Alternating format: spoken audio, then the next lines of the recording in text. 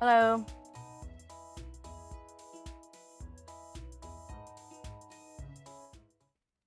Good morning. How's everyone today?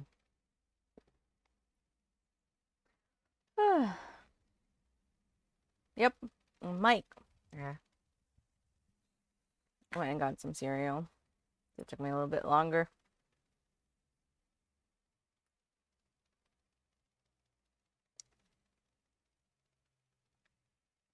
But I figured there wasn't too many people around, so it's fine.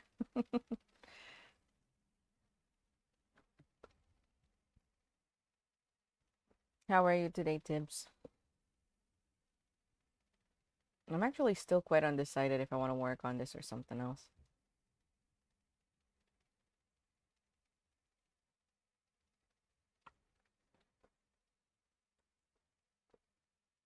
Oh, and there you go. Let me join. No, plant. Join my farm. There's many people, but join my farm.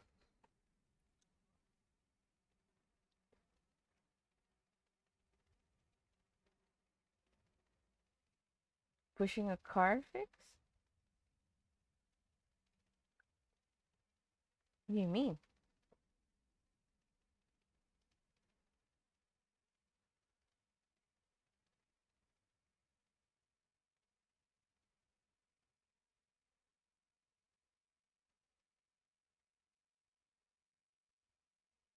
Hello. Hello. I think you're. Hold on. I might need to increase your volume. Not sure.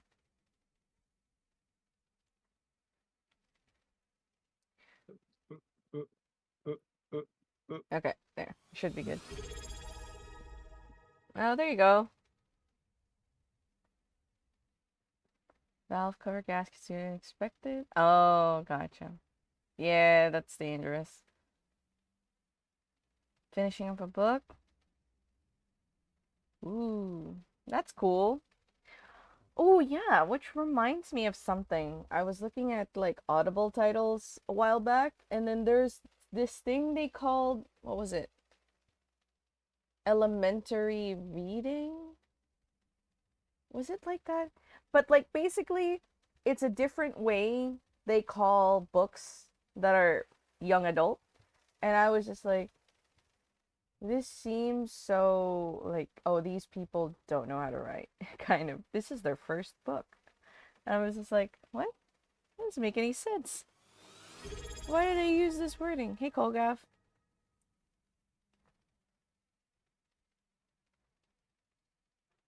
Yeah, right?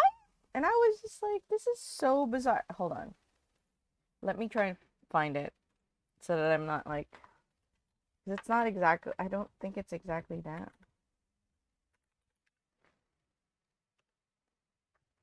I don't know if I can scan Audible without logging in. We'll see.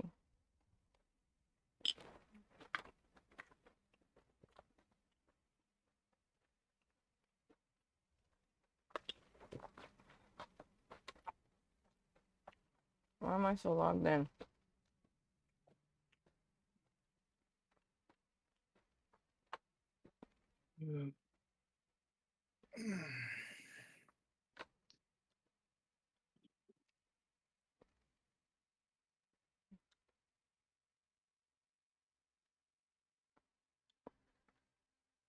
Okay, and suddenly I'm not logged in. All right. Is it kids?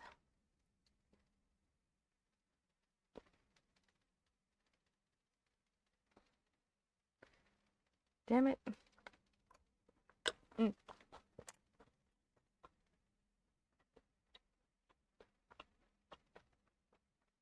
Middle grade. There you go. They call it a middle grade novel.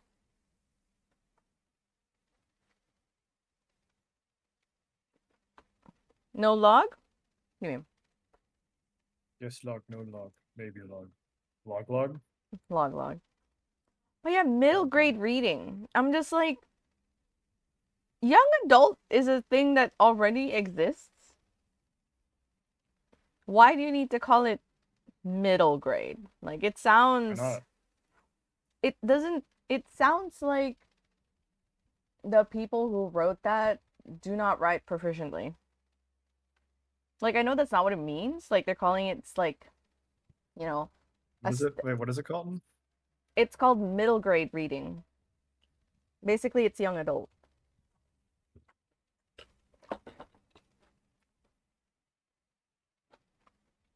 Yeah. No, it's not. Well, It's ages 8 to 12. okay. So it's like middle grade, middle school reading. Yes. I'm assuming, yes. It's still really weird.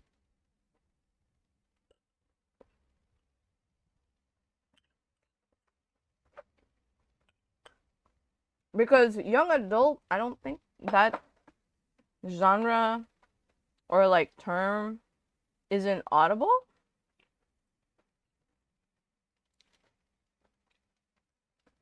Yeah, because young adults 12 to 18.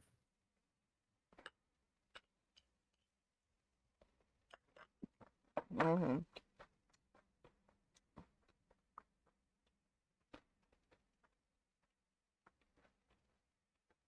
Yeah. See, like,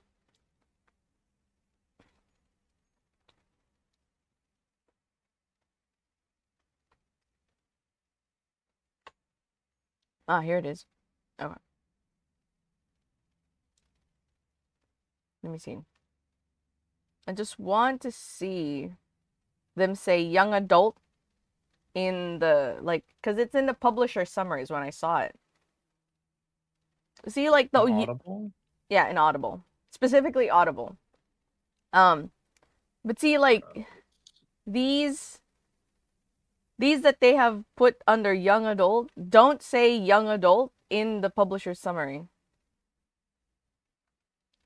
I But mean, I like, see young. I see young adult in the no. genres. No, I know it's in the genres, but it's not in the descriptions. That's what I'm trying to say. Uh, Like, you don't see them say in this young adult book, but in the middle grade ones, they'll be like in this middle oh grade yeah. novel. I'm just like, what? I think that's more for a parent kind of thing, so they know. I'm only Well, gonna. there's a kids section like in Audible. Yeah. That's how I found, like, well, it's not how I found the thing. It's because I was browsing through like a sale, and so I was reading through the summaries, and I noticed that a lot of them started to be like, "Oh, this middle grade book reads blah blah blah," and I'm just like, "What? What do you mean middle grade? What does that even mean?" This is just middle grade reading, am I right?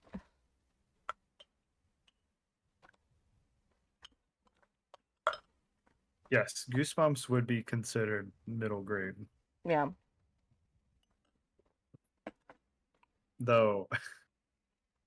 Not to brag, but whenever I was in middle school and all the kids are reading Goosebumps, I was over there sitting reading like Lord of the Rings and The Hobbit in Same. the same time frame as they were reading those Goosebumps books. So by the time I had moved to the States, right? And this was Uh-huh. I was put back I was 16 and I was forced to um They were held back a year. no, I was held back 2 years. 2 years. Okay. Yeah, because I was made to repeat junior and senior year. Well, I was like in half of the junior year because yeah, when we moved it was Mhm. just like just started or something. Um, but I was made to repeat because we don't have middle school in the Philippines. Mm, Um, gotcha. although I had a friend who was in the same kind of situation as me, and she took a test, passed Yeah, it. you probably. I was about to say you probably can test out of that. Yeah. No, she took a test, okay, passed it, so that she can just go to university, and they were like, "No, you're still too young," so they put her in high school, same as me. Hmm, So they just didn't want. They were just like, "Oh, 16, too young." But yeah, I was actually. probably. And the thing is, in the Philippines, I was already accepted into university. Like, if I didn't move out, I would have been going to Mhm. university already because I had taken the test and passed. But that is an aside. And so by that time, I had already read quite a bit of books because the first book I read is actually Tibbs, that cover thing that I'm trying to work on. Um,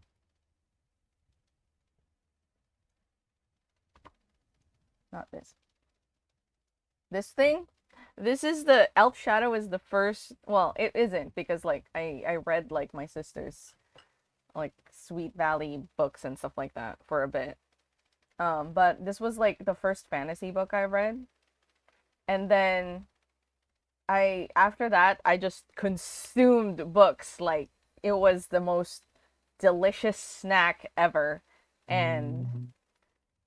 so by the time that I had gone back to high school, essentially, they had like an AR reading, advanced reading thing.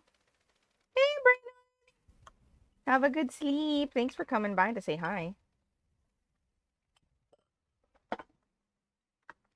But yeah, by the time I was in AR reading, I had read like half of the books that was in their like fantasy section. Because, like, I don't know, did you have AR reading in school? Yes. I hated it.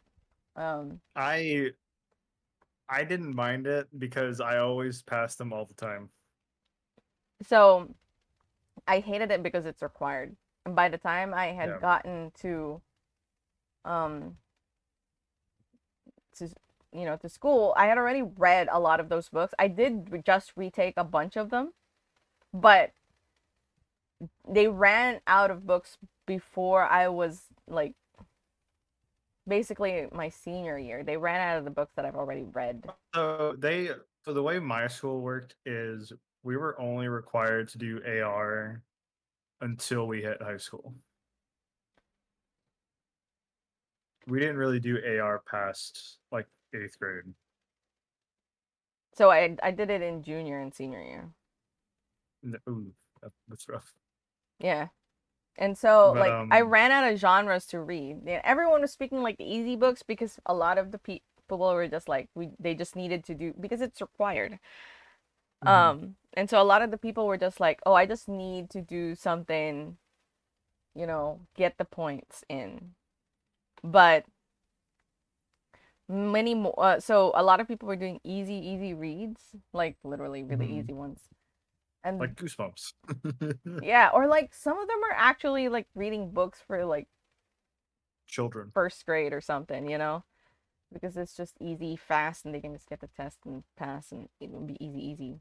But I had read all the and like I said, I had read all of the fantasy books that they had listed as like this was the approved Mhm. stuff.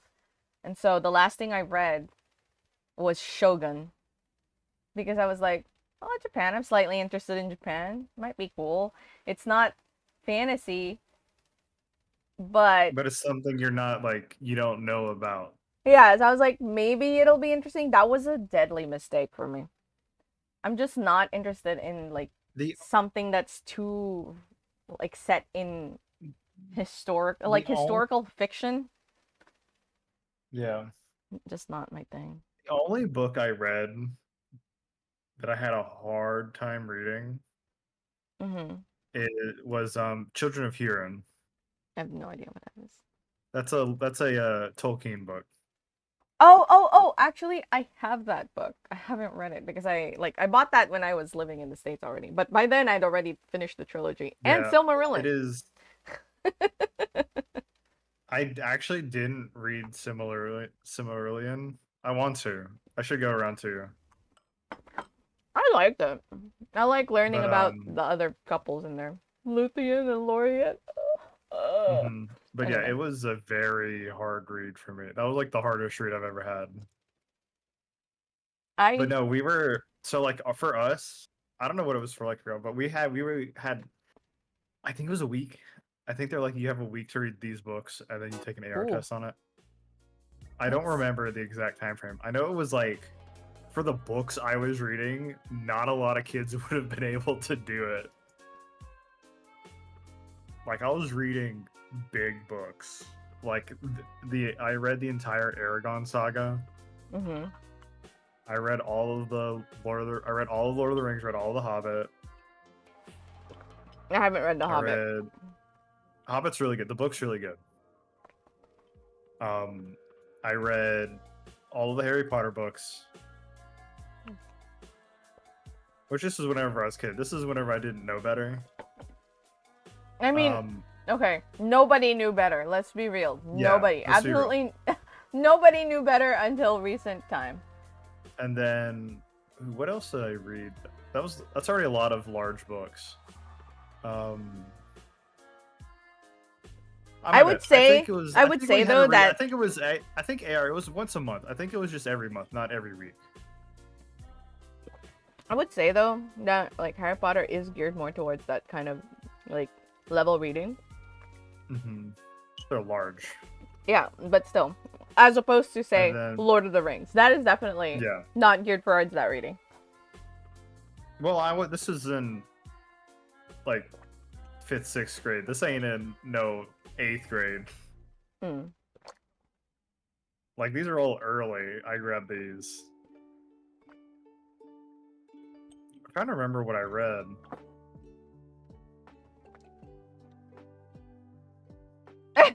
Duke, are you serious? I was gonna be like, damn. See, like that would have done See, what Shogun did so for me. I honestly, where I was, like with my interests in whenever I was doing AR, Hmm. I probably would have enjoyed that, dude. Honestly, growing in middle school, Hmm. like in late middle school, I was really big into like World War history stuff. Ah.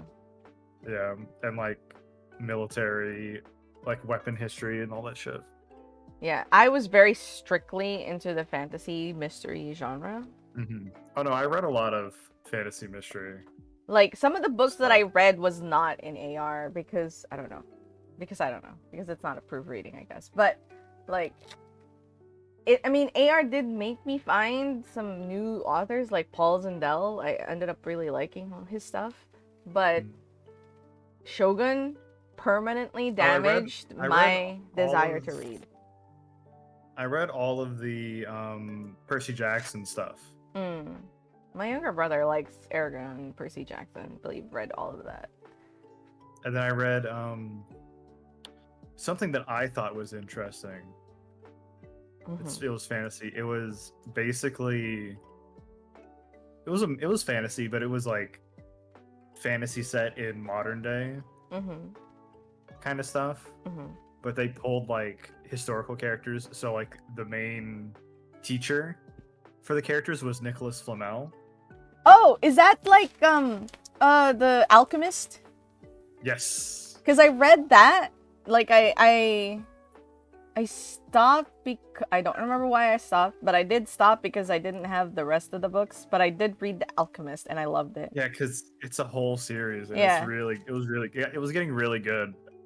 Yeah, because I remember Sketch Hatch and all of that stuff. Yeah, I remember The Alchemist. I read that one too, but that's like later Yeah, on. the alchemist, the magician, the sorceress, the necromancer. I think I The, read up to the Sorceress. I don't remember if I read the Necromancer. It's the only one that sounds and then unfamiliar. the warlock, the enchantress. Yeah, I think I read up to the Sorceress because the Sorceress was about Nicholas Flamel's wife that I don't remember the name of. Mm-hmm. Like she was like the main, like, oh, the big one. Then it had like Joan of Arc. Yeah. Joan of Arc. Yeah. Like a lot of Sketch Hats. I remember It's- the most. Sketch Hats played a big part. Like the girl and the kid. Yeah, Uh-huh. I remember. I remember that. But yeah, I stopped reading because I don't remember particularly why. Might have just been I was waiting for the next book and then just, as I tend to, like I just Yeah, forgot about it. I think I ended up in the same situation. But that was like after. That was me trying to rekindle my love of reading because Mhm. Shogun just absolutely destroyed it. Because I was completely uninterested in that book.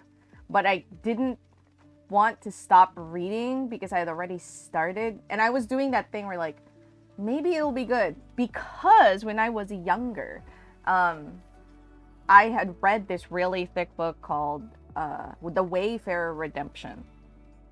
And the first half of that book is such a slog. And that thing was thick. That was like the thickest book I had read at that time. It wasn't quite as thick as Shogun because it was also kind of big.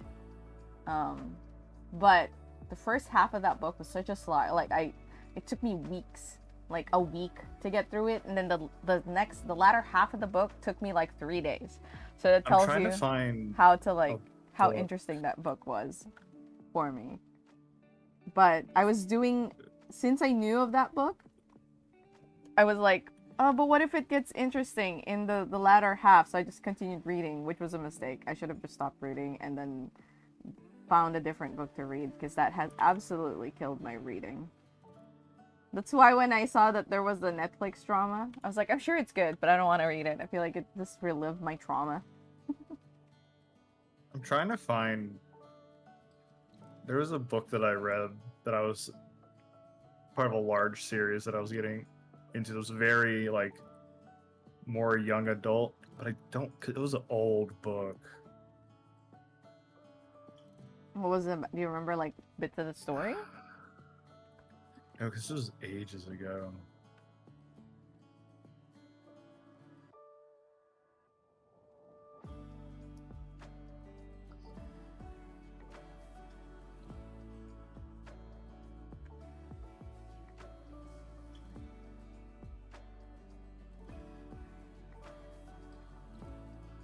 Someone told you it had otters. I wish I would have known about the Mistborn series though. I want to go and read or listen to that. Not familiar. One of my friends goes on about it a lot. It's kind of hard read a- sometimes to like get book recs because like Mm-hmm. Creamy has gotten some book recs from like really close friends, and then he Well, reads it. apparently, Uh-huh. it was apparently good enough to get a fucking Fortnite collab. Weird, Apparently, it's an old book too. Yeah, but still, that aside, can't find it. because you know that Oh, that says nothing. Because like Duke I also doesn't really care watched- about Lord of the Rings. But go ahead. I also read The Dark Tower. I read a bunch of Stephen King. Oh yeah. By the time I moved, oh no, I didn't finish the Dark Tower until I moved to the States, but I did read all 8 Dark Tower series. And Yeah. I didn't read his specifically horror novels, but I always read his fantasy novels that had horror Yes. in them. Yes, I never read the horror novels specifically. I was What too else scared. did I read? Not even gonna lie A about bunch that. of Uh-huh. Let me get this author real quick. If I can. R.A. Salvatore, like the Gauntlet Grim stuff. Oh, I tried reading his stuff when I was younger. Not interested in the worlds that he. Oh, because like I read was Baldur's Gate by him, so I did read those, and I tried to read the Derzit like trilogy. Yeah. I don't know, it just didn't capture me the way that Elaine Cunningham captured me with Elf Shadow, and that's like they're both Forgotten Realms, so. Yeah. I mean, I did. I feel like I've already asked you for Rex. I haven't. the hard part for me nowadays is just that The time.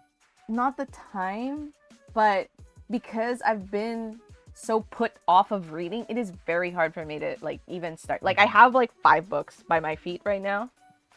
Um, a lot of them I bought because I was like, oh, this sounds interesting when I look in the back, but I haven't started any of them because it's just really hard for me to start reading again I don't after have room for a that bookshelf period. here for like books. And if I'm gonna read, I want to like have the book physically. I feel the same. I do have an Audible and I have like several books in Audible format. Like it's just gotten extremely hard for me to read. Because I've been put off of them because of Shogun and AR reading. I really hate that program. It's not really good for anything. Because Which it's crazy. It's crazy to me that they made you do it in high school because they very much don't make you do that past middle school. well, I had to do it. It wasn't my high school. I don't know. Maybe that was during like a U time thing, and that was like a later change they made. Maybe. Because, like, for me, what AR does is for people who are interested in reading, it just absolutely kills their love of reading. Because you're forced to read things that you're not interested in. So it doesn't foster any love or make you like hard look for stuff that you are, and it's like yeah. that also can end up killing it. Yeah, and then it becomes like an obligation rather than like hi New Jang. But yeah, it turns it into a competition. It turns it into an obligation. So it takes out the joy of reading. And kids who aren't interested in reading will just do like easy shit because Yes. kids do that. They don't account for stuff like that. And I feel like obviously a more nuanced AR program where like you get paired with like a book that, someone suggests, that's a bit too complicated for a school system that's already strained. I get that. But like AR was not the way to go because like I whenever I recall how much I used to consume so many books and how I don't do that anymore, it just makes me sad because I was really passionate about books and that was like a big source of inspiration for me in terms of like art. But and it's really hard for me to get into books now because of it.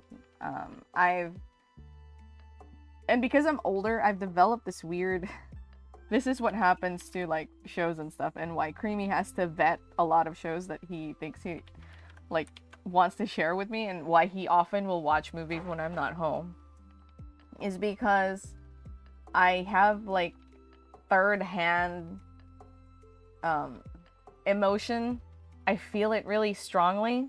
So if someone's feeling really awkward in TV, I don't like stupid drama, which often happens in many TV shows, movies, and cartoons, anime. And like, so for example, there's a book that he recommended me, and in the very, very beginning, like the first chapter, like I was like, oh man, this is awesome. I love the characters. I love this one guy specifically. He's like logical and cool. And then like either in the second chapter or at the end of the early chapter, they made the character do something that you can just tell would not happen normally. Like it's happening for plot reasons. And I stopped reading. I was listening on Audible, but I stopped reading and I just couldn't continue. I've told Creamy that maybe I'll just skip that part because I know exactly what's gonna happen. Because before, like as they're in the discussion of this thing that they're gonna do, the guy who the smart logical one was like, this is a trap, like it's a trap, we shouldn't do this. And the other guy is supposed to be like good and noble, was like, oh, but we can't just leave this guy in trouble. And he concedes, and I was just like, there's no way he would agree to this. This is just, he can smell from a mile away this is a trap. And he would just be like, there's no way.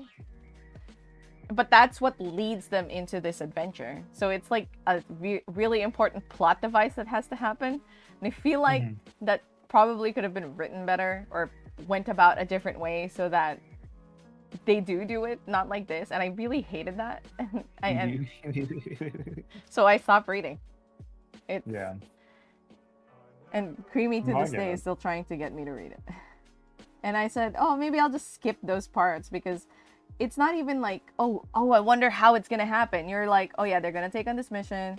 They're gonna find out, like the noble dude's gonna find out it's completely a trap. They're trapped, and now they have to do this thing. Like, it's exact like TLDR. That's what's gonna happen. Like, I don't know the details, but I know Mhm. that's what's gonna happen. And I'm just like, I'm not interested because I know that this is like working against basically one of the main characters of the story.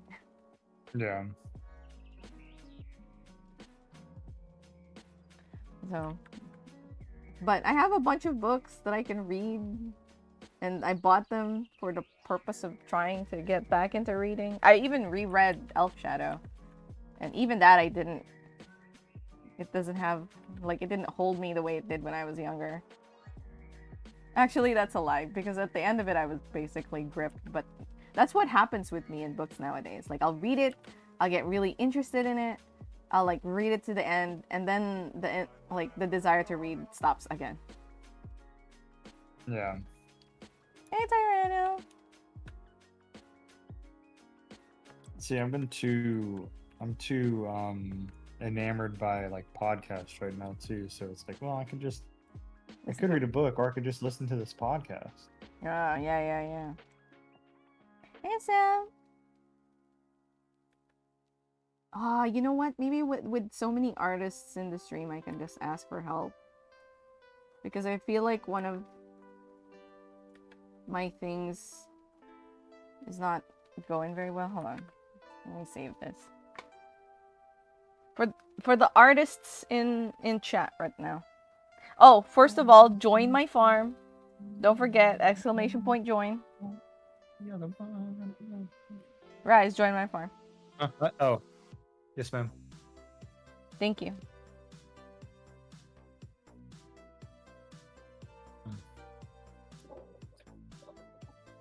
What happened to the other stuff What other that stuff? you had going on? But you had other farm thing going on. I can't run it on my laptop without slowing down significantly. I would love to run Gordlets, but I can't run it here while streaming and having other things open. Which makes me sad, because I do want to do something different. Like, I love Gordlets. I like that we get to arrange a little house. So right now I'm just gonna try to unlock the last... So, Rusty's farm has 3 different, like, biomes. I haven't unlocked the last one, because the way you unlock the last one is by fully unlocking like each map, and I haven't fully unlocked this one. So I was just like, you know what, I'll just do that. See.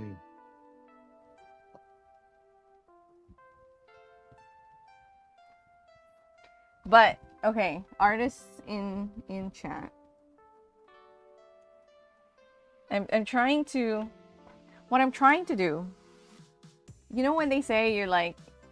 well, they say this for the art industry. They're like, make work for the job that you want to make. And right now, I'm interested to see if I can get into making book cover illustrations. I don't know if it'll work or not, because, like, you know, small time, nobody knows me, my art style not particularly, like, eye-catchy or anything like that. But I was like, you know what? Why not? That's better than, honestly, some book art I've seen. Your stuff definitely look a lot better. Well, I mean, depending, because like some of the older stuff, you know, also it's I don't know. I'm kind of pessimistic in a way about this, but I decided, why not? You know, this isn't the first time I've tried to do this, but I've always gotten like really bored of it by the time before I finish.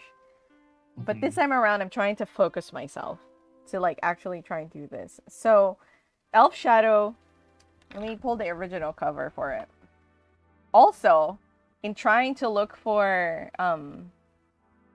references for the main character Erilyn Moonblade, I stumbled upon like someone's like fan wiki, and some of the pictures they have for Erilyn, I'm just like, why does she look like this? The book clearly says she has curly hair. and they drew her with like long, wavy hair. And I'm just like, this isn't curly. Well, also, is it like art of her or art people are using? No, to... it's like some of it. I don't know. It's it looks like some of it's been pulled from like D&D. Yeah, that's what I was about to say. So this is the book cover. Is there like a bigger version? These are all tiny. Ooh, that is a Yeah. that is an art cover. That is a book cover, all right. This is like from the ages bygone past. Ages bygone past. Yep. This is. So this is the. I unfortunately cannot pull a bigger picture, but this is how this cover looks like, you know? This is very traditional fantasy novel, like, book cover, you know what I mean? Let me increase that a little bit. So I was like, hey, I love this book a lot. Maybe I can rework. Like, here you can see she has curls. So I'm gonna go, like, hold on. Not Elaine Cunningham, sorry. Ellen Moonblade. So if I go to the Forgotten Realms wiki, like, this one is marked as Aralyn Moonblade and Aralyn and her Moonblade, which makes sense because the blade does have runes on it. But, like, look at her. She has, like, straight hair. Like, wavy hair. And the book very distinctly, repeatedly says that she has curly hair. And I was just like, what the heck? Hold on, let me see her description. They don't mention that she has curly hair. Like, I don't know where this is from, but this is also marked as Harper Assassin, Aralyn Moonblade. And I'm just like, no. She's a Harper assassin? Was. That's part of the plot. I can't, unless you want to, you're sure you're not going to read it? I'm not going to say. Yeah, no, I'm not going to read it. Yeah, so anyone in chat doesn't want to read this? I love this book genuinely, and I think it's interesting. I stumbled upon this because this was in the mystery section, and I was like looking for Nancy Drew books. But I went to the mystery instead of the young adult. And this was in the mystery? This was in the this was put in the section where it says mystery, and I picked it up and it's like, ooh, that's interesting. There is a mystery in this novel, to be fair. Okay. But this sits more firmly in the fantasy genre than anything else. But this does have like a mystery they have to solve, and so I picked it up and then I read it and finished it in the same day. Actually, I didn't finish it in the same day, but it could have, because the last few chapters, is at the end of the day, I was in the last few chapters, and I forced myself to stop reading, because if I continued reading, then I didn't have any more book to read tomorrow. And then I finished it immediately the next day. And this book is really what got me deep into reading. But basically, the Moonblade has an ability called Elf Shadow, and it creates like a shadow version of you that can fight alongside you. And that's one of the Moonblade's abilities. But the Moonblade only works and can attune to a person if it has its Moonstone, which Aralyn doesn't have by the time she has the Moonblade due to reasons. And it is explained in the book, by the way. I'm just TLDRing everything right now. But in the end, so what happens is that when she goes under her Swordmaster, the Swordmaster puts a different stone on it. But the stone actually is like a way to control the Moonblade and spy on Aralyn. And the Master was using the Elf Shadow to kill Harper agents that Aralyn meets, because it can only, of course, do things where in Aralyn's vicinity.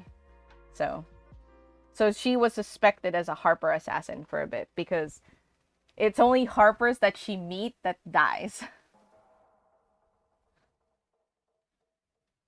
But it's actually the Moonblade.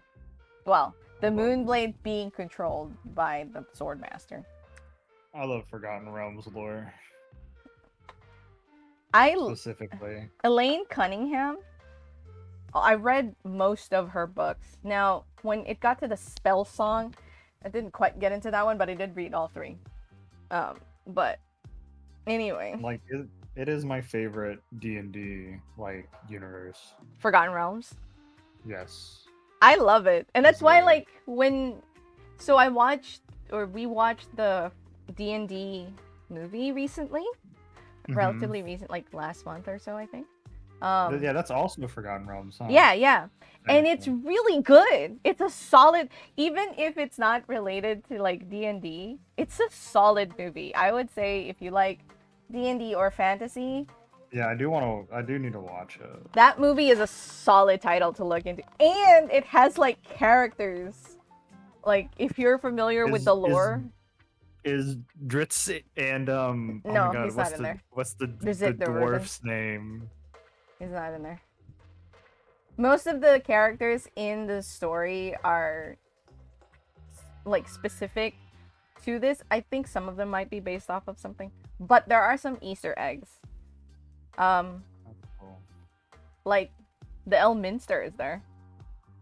Ah, is Minx and Boo? No, but I wish. I can't wait. So, unfortunately, I cannot play Baldur's Gate. Not Baldur's Gate, Mhm. sorry.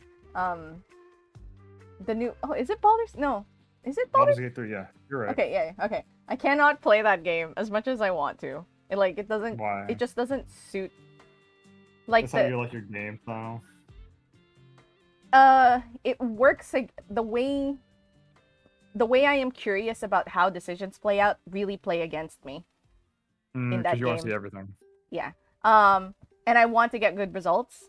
And so I Yeah. know that every RPG has like basically kind of a random dice generator in the background, but I don't see it. Yeah.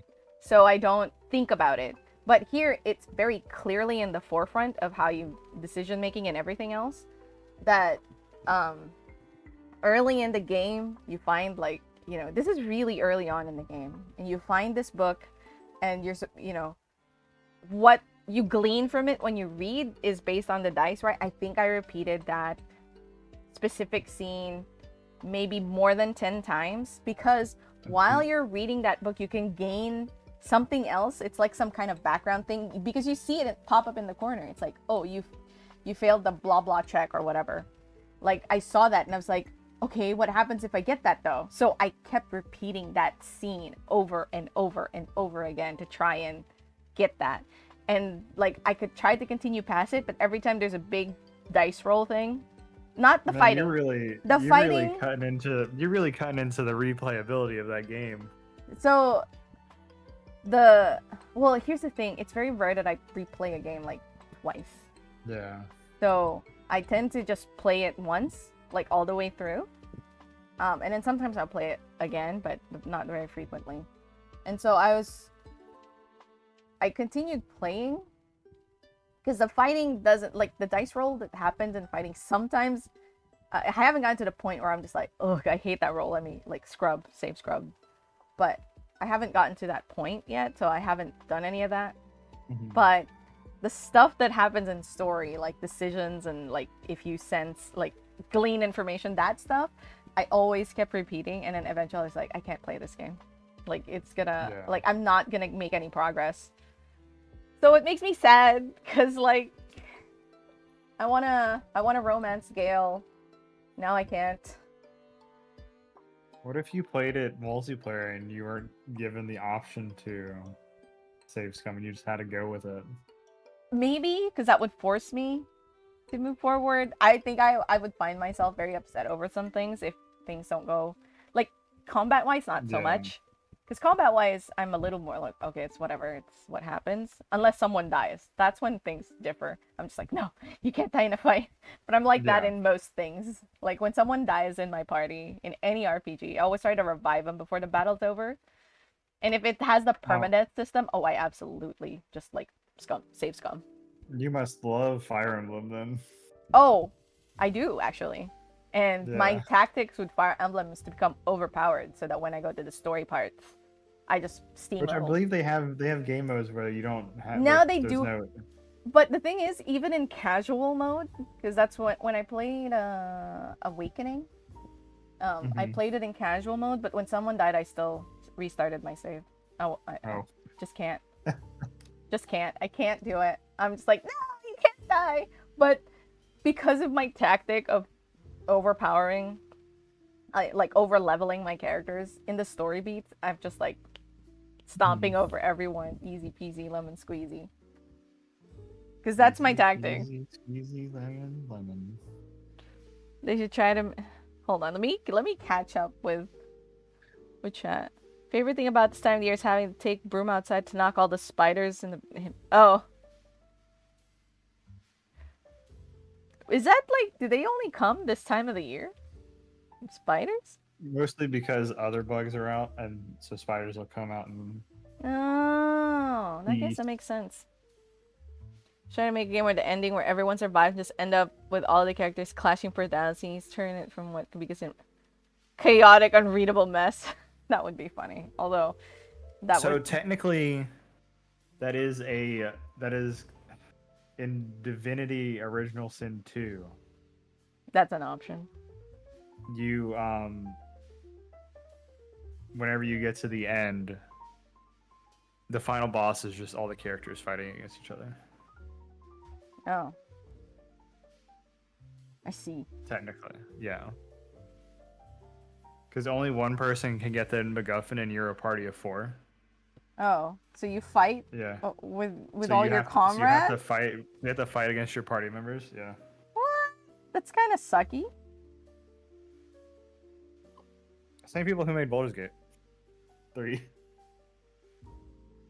Fascinating. Yeah. Kind of sucky still. Anyway, so I can't play Baldur's Gate 3 much to my dismay because I also want to romance Minsk because Minsk is the best. You can't, I believe, right? And again, Well, we or can can be you? best friends. I don't know. I don't know. His miniature giant space hamster. Yes. I learned about him because Creamy played the first Baldur's Gate 1 or 2. Yeah. So when 3 came out, we were watching the trailer, and then he's like, "Oh yeah, that's Minsk." And then he showed. Oh no, before the trailer, he showed me Minsk because he knew that I would absolutely love that character, and I do.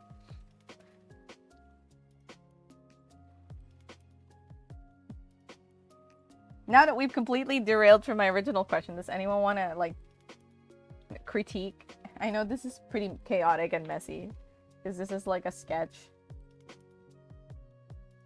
But okay, I'm gonna turn off her clothes for now, so it's a little easier to read. Wow, turn off her clothes. Yeah. Ooh la la. It looks chaotic and messy. It is. Well, because it adds to like the visual noise, because it's all just line work right now.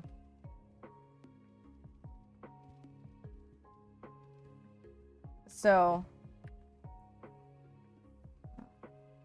I have this, and I'm like, obviously it's all pointed towards the right because Erlen is facing that way. The blade is like an arrow pointing that way, and then Danilo is also looking in that direction. So I'm like, do I need to try to pull things back into the picture or just leave it alone? Because I was gonna put the title on that side too. I was gonna put Elf Shadow here. Initially it was like here at the bottom, but it doesn't quite work, and there's so much more space here. So Elf Shadow. And actually I was gonna try to make it so that Elf and Shadow are separated by the tip of the blade. I thought that would be fun. Speaking of Shadow, Mm-hmm. they're coming out with the new Sonic the Hedgehog game. Oh yeah.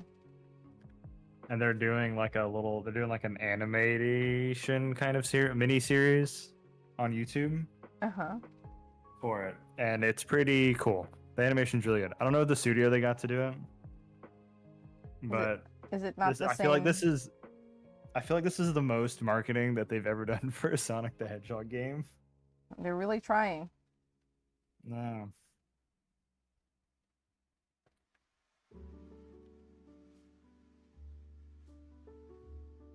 I want to put spires and mist just as a nod to the original cover.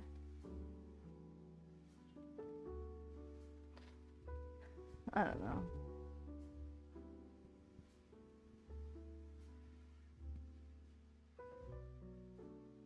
Is the background dude canonically taller? Yes. But also, you know, I've tried to make it so that they're more level because, like, even in the original cover, I think Danilo is taller. Yeah. He's taller by like a good couple of inches. But I'm also trying to keep it because, you know, she's like slightly crouched and leaning backward. So I tried to, you know, and he's kind of also stooping. So I kind of try to balance their height so that Danilo isn't too tall. Maybe he's still too tall. Be like this. But he's also further in the back. But yeah, he is taller. So I tried to moon aside. Let me remove all this mist stuff that I've put in. Because I do want to put some mist in. And like in making this cover, I knew that I wanted to try and pay an homage to the original cover. So I wanted a moon and mists in there. That's Danilo. This is Danilo's cape. Oops.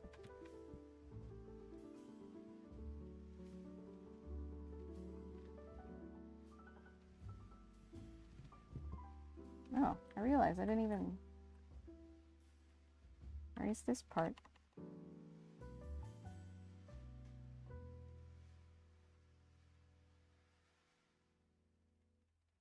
Probably wouldn't see that.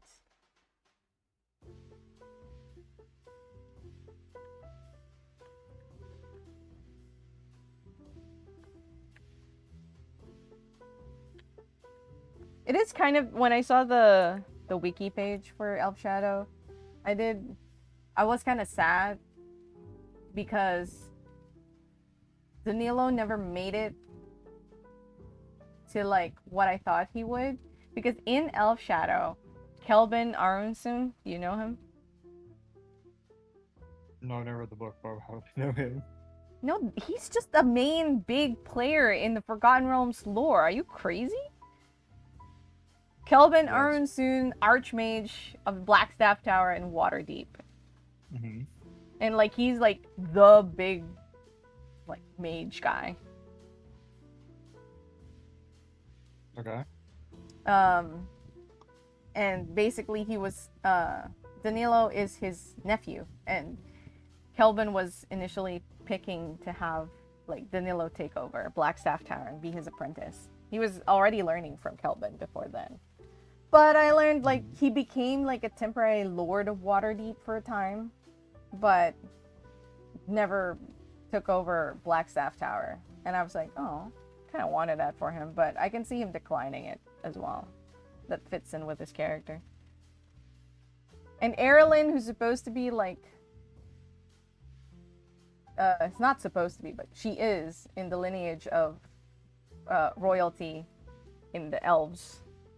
She is the queen, the current, well, I don't know if she's still alive, but the queen at the time, the queen's granddaughter.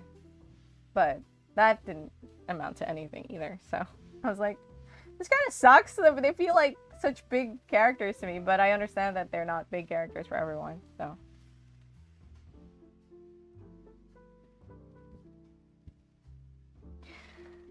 I want to play a D&D session that's set in Forgotten Realms when eventually. I mean, isn't most of D&D set in Forgotten Realms? Because that's just like... Yes, but not a lot of people do D&D. Oh, that's fair. That's fair.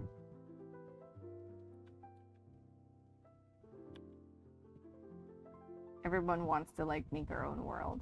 They either make their own or they do like Eberron, which Eberron's cool, but I don't know what that is.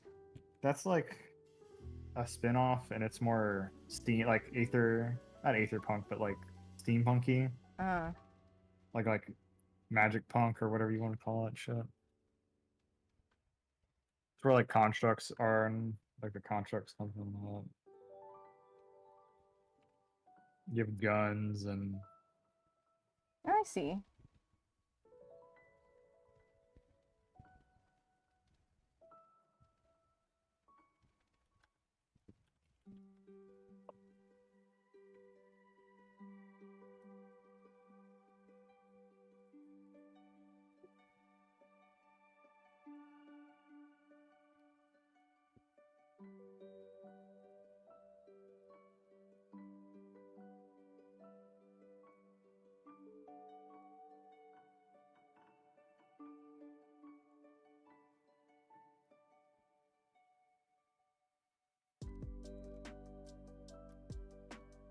Mist. Then.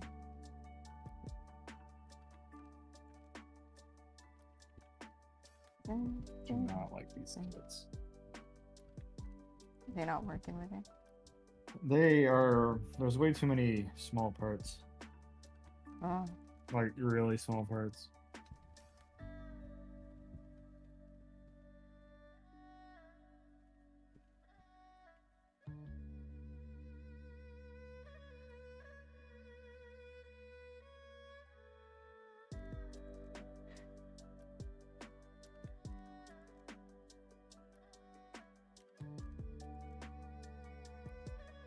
Yeah, like, I can see that. I can see that, Sibs.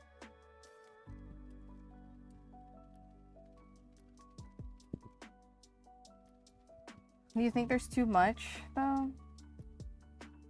I'm trying to, like, make this clearer by erasing bits that I know won't be seen.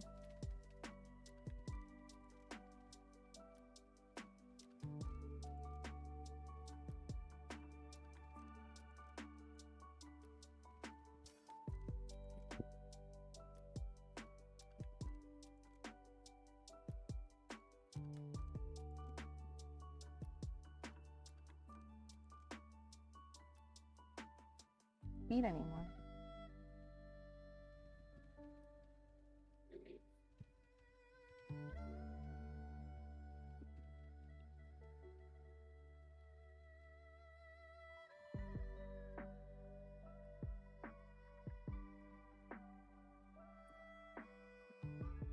Pushing the dude, so like moving him towards the right, or like,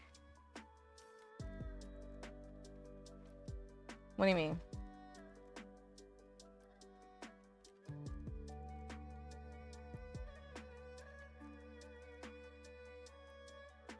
We can do that. That's easy. So moving him like this. The only thing I fear about that is Danilo becomes very center. And while he's the main character, he's not the one I want to, like, focus on. Hey, Acorn! You want to help me with composition?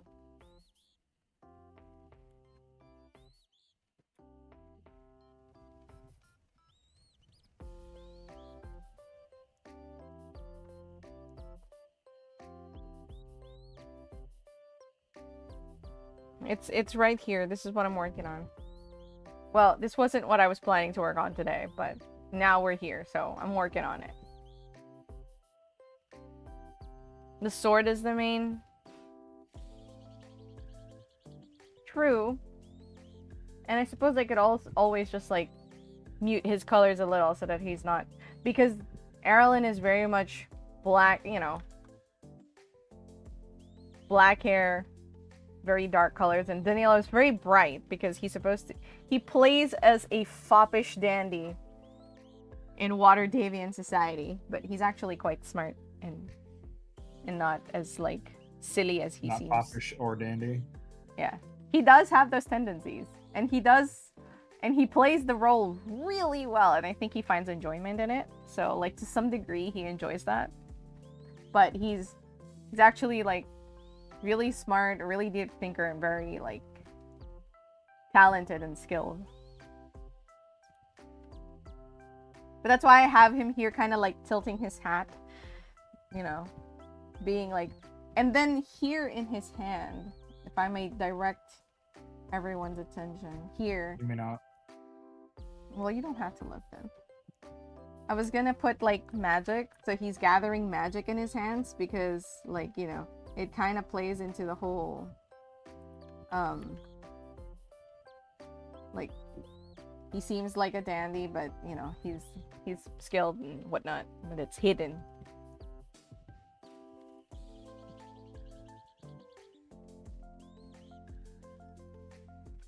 Because he can fight with a sword, but he is definitely a far more skilled mage. If I did this, and we'll fix things.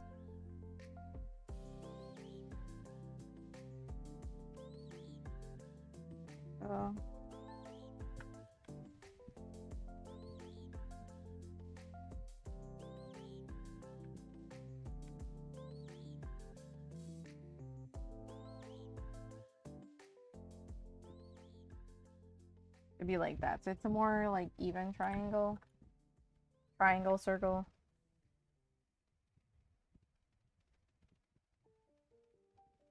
I really want to say thank you though, Tibbs, for helping me with that, like with the sword positioning. Because I still have my original. Hold on. So this is the original plan.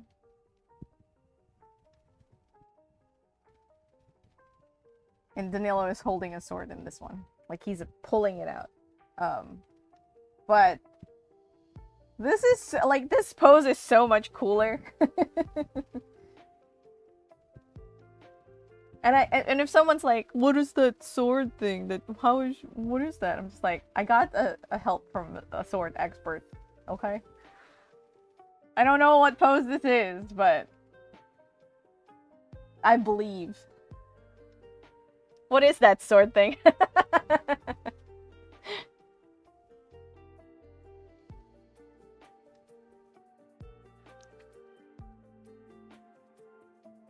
Yeah, and I think that's fun.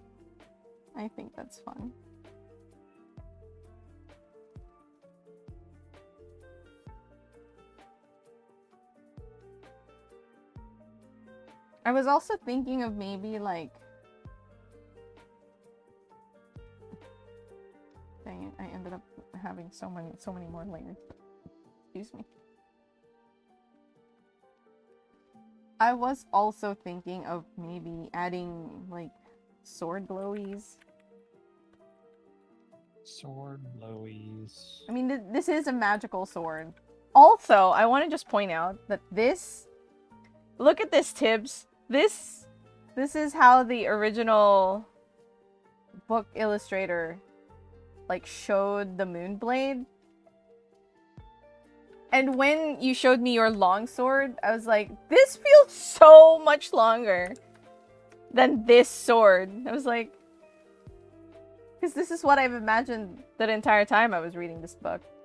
But in the book, it does say it's a longsword. So I was just like, what the heck? That's a very short longsword now that I'm comparing it to this sword. Look, it's not the size, okay? That's how you use it. Yes. It's how you use it.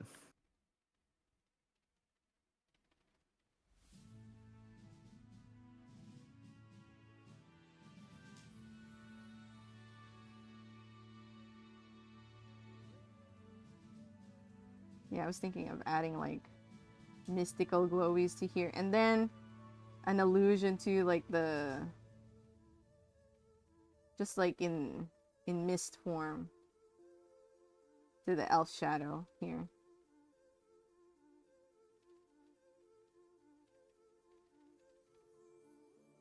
and I'll try to like hide it so it's not like super duper obvious.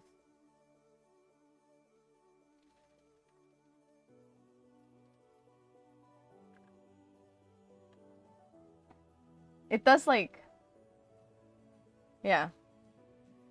But yeah, when I saw, I was like, oh man, Erlen. That's why when I originally drew this, like my original cover idea, you see the sword, it's not it's not that long in comparison to what you have.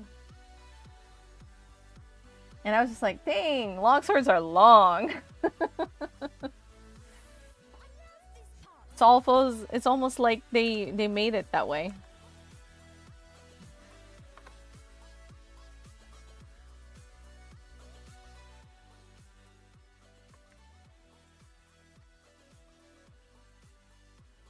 Anyway, thought that was interesting.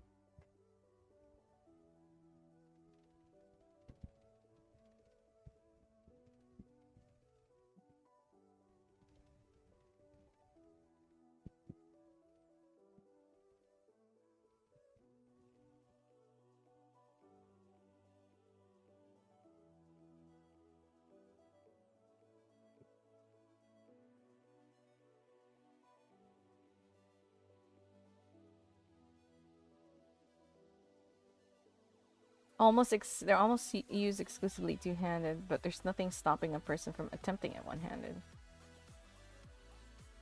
Ah.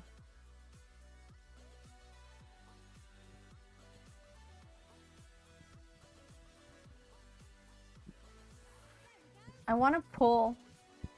Hold on. I'm gonna get the book because the book is actually here in the house, and I know exactly where it is. So I'm gonna pull it because when I said longsword, it's like that was what the wiki said, and I just kind of trusted that. But now I'm like, is it a longsword? Hold on, I'll be back.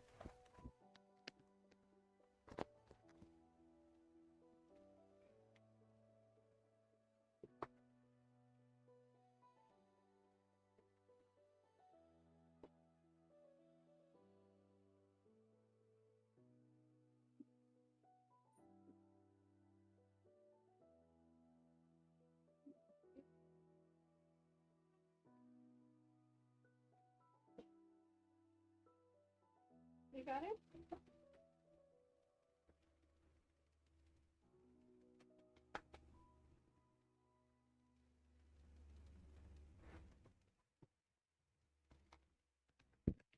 Mittens? Who is Mittens?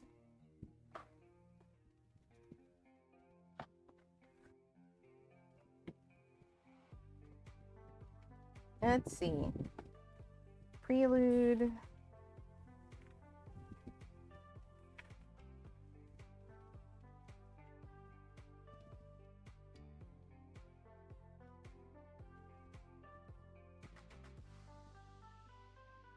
Yeah, that's not a cricket tot, by the way. In Saucy's picture, What is it? it's a fan rotom. Oh. Yeah.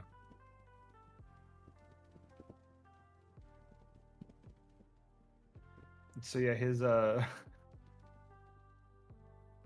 Saucy's fucking Nuzlocke ended up with, I believe that is a Mega Gyarados, a Mega Charizard, a Vaporeon, a Fan Rotom, the legendary from Pokemon Y, and Dialga.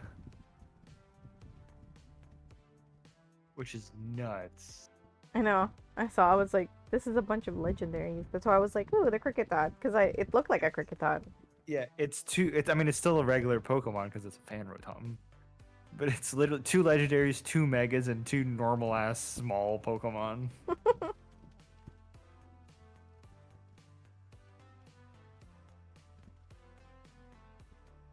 Hold on.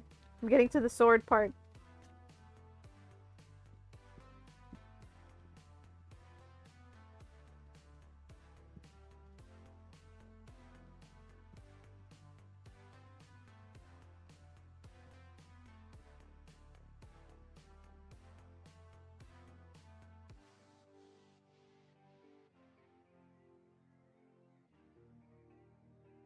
No, it's the X. Sorry, it's the X.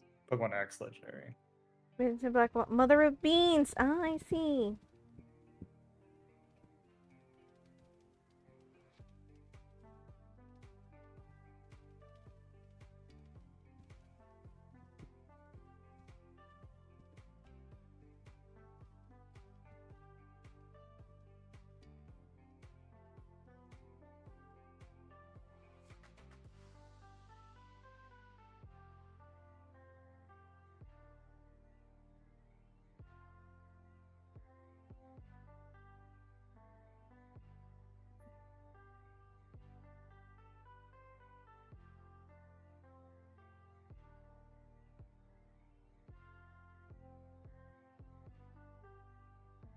Is Creamy playing old school RuneScape? No, but it might So, be on. He plays it no. whenever he has to listen to Work stuff. not work stuff, but his lessons. I have a Harry Potter card in this thing. What? What? That's weird.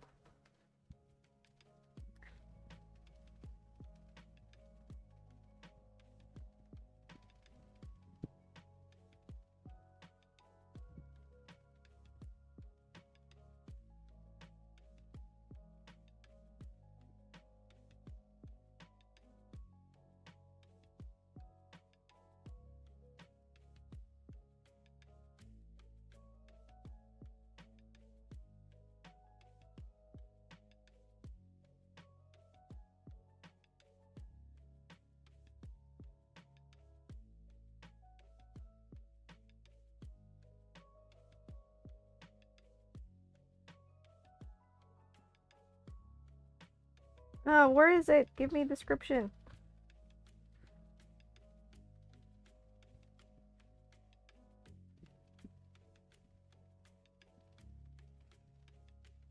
It doesn't say. It just calls it a sword. Now I'm confused. What is it called? The Moonblade? Yeah. Well, there's different kinds of Moonblade. There isn't only one, so. Oh, that sucks, Acorn. I'm sorry. Fantasy longswords are always too short. I would prefer to have, like, legit, like, actual size longsword. To be fair. Also, Erlen is tall. Erlen was, like, 3 inches short of 6 feet, apparently. Which is tall for an elf, apparently.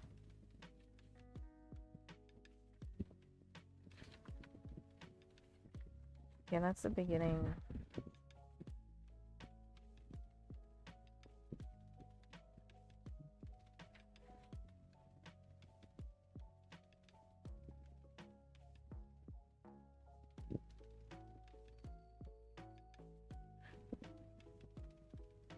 So it's hard to gauge because the Moonblade is in of itself a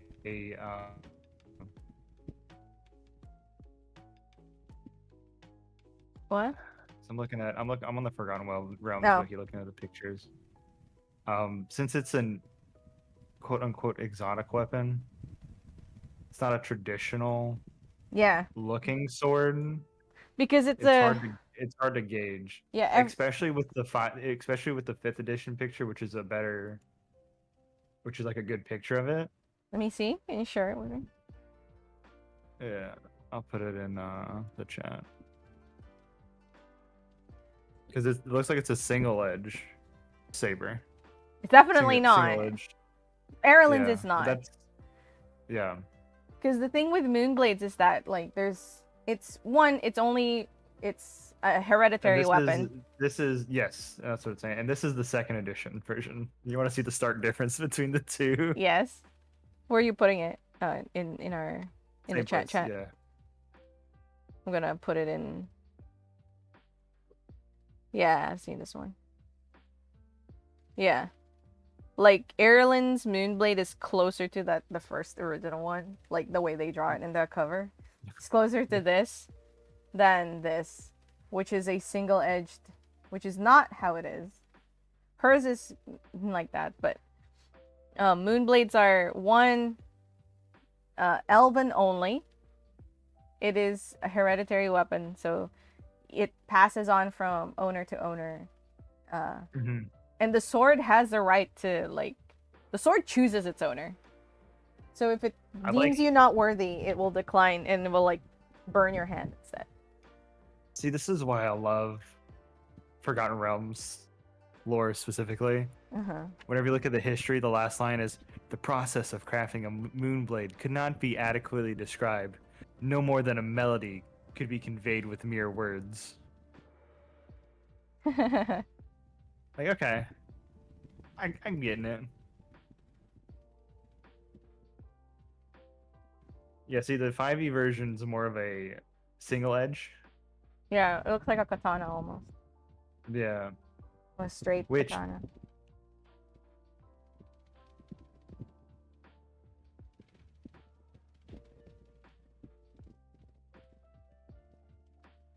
Mm. which I feel like they've been pushing elven stuff in current edition to the more like exotic oriental aesthetic. I see. Yeah. Not a fan of that, but So unless it's just specifically, let me see. I could be shitting out my ass though, honestly.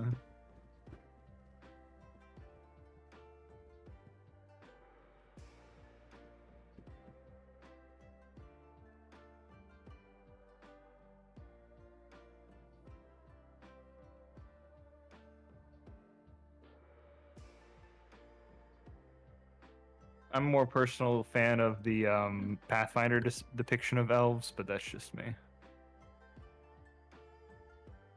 wait, what'd you say? I'm more of a fan of the Pathfinder depiction of elves. Hmm. I don't know if you ever seen one looks like.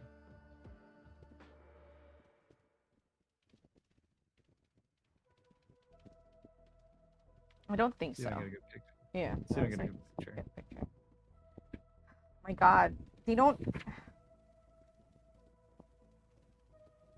It's always just like she drew her sword, sword, sword.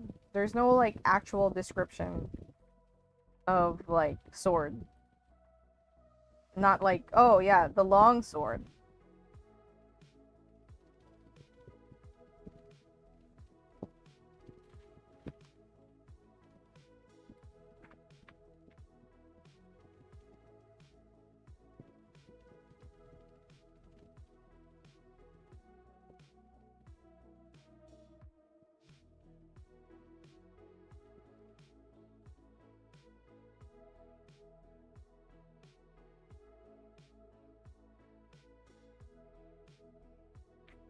Here, put this in here. This is official artwork too.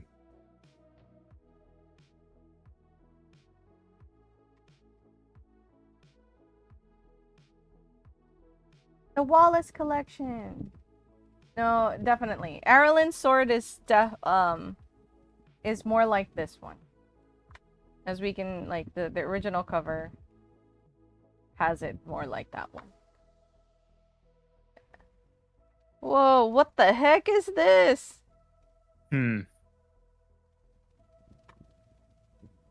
This is like Korean aesthetics. Genshin Impact elf. That's pre-Kenshin too in that artwork. It's the overlapping stuff that makes me think of it. Because Yeah. Genshin uses that a lot. The cool thing specifically about elves in Pathfinder, they're supposed to be like more like they're supposed to be more alien looking, like unusual. So like their eyes aren't like all Wow. iris pretty much. How unusual and aliens. Give them longer limbs.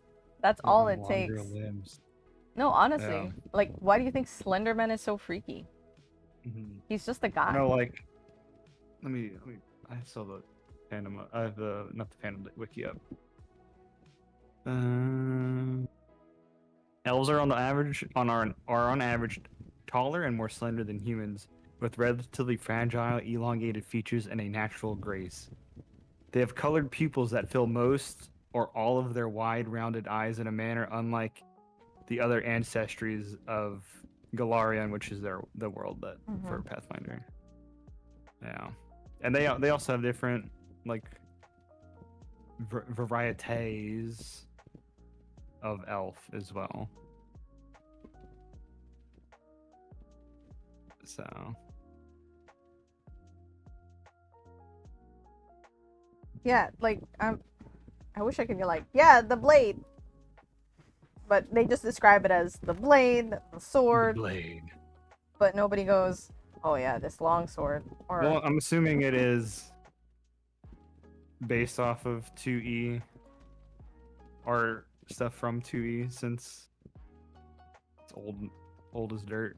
So it probably is a long sword, more than likely. I'm trying to just really like I'm skimming through the whole book, which is like, you know, difficult because obviously the writer, while the sword is of importance, it is not the most important thing. Also, I appreciate how the blade is a primarily moon elf weapon, and Sylvan and Sun elves are less likely to be able to wield one. Yes, unless it's like specifically been named an heir, but Yeah. it's like usually a family line thing. Oh, it's a sentient weapon too? That's cool. Good. Usually neutral good. Is there evil moonblades? Can a moonblade No, be evil? it can't because like it judges you by the like your character. So if you're not a good person, the sword blade will decline you. But my question is, if you go to create a moonblade, could you create it to be evil? I guess. I don't know if there's And any then that are. would it then judge you based on your evilness instead of your Well, I goodness? think it's like because the moonblade is very like with the moonstone, and I guess that depends on like if a moonstone can be like controlled, imbued in such a way in that fashion. Because like maybe I guess because I believe most moonblades are in like basically good people's hands. Yeah. Like Erlin's moon blade is from one of like Queen Amarula's daughters. So she was the queen. So the queen had the moon this moon blade, and this moon blade is from one of her aunts. Because the queen has her own moon blade, but I think she passed that on to the prince, which is Erlin's mom's brother. And Erlin's mom got her sword from an auntie. Oh yeah, no. Tibbs, the using of two hands is like that is basically that's a big part of it because her mom uses the sword with both hands and everyone's like, "Oh, that's so weird and unusual." Like let me see. I was just reading parts of that earlier. I have like the smell of old books smack in my face. Here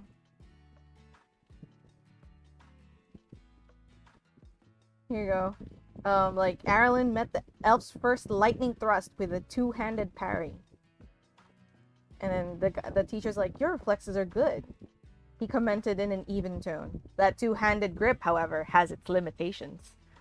So, it's like that she holds it with two-handedly is very specific of her mother's style, who also holds the sword two-handed.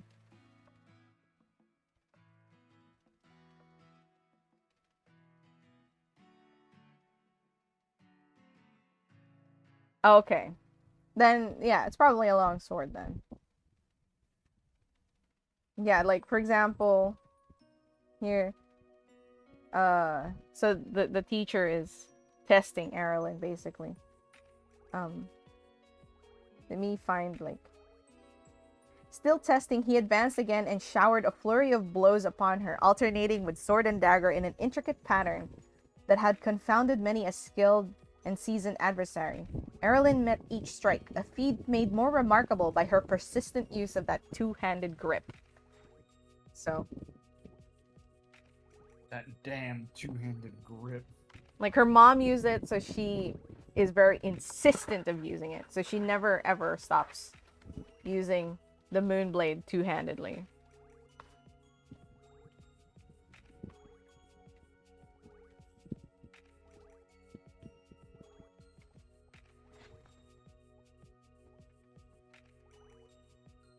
Probably, yeah. They make it sound like her handling this sword in a two-handed way is so unusual. Like, that's such a distinct style for you to fight in. Like, that two-handed grip. It's very common that you'll see it throughout the book. Because it probably comes up later whenever she's in a fight. It's like, oh, I don't know how she fights. She's using two hands.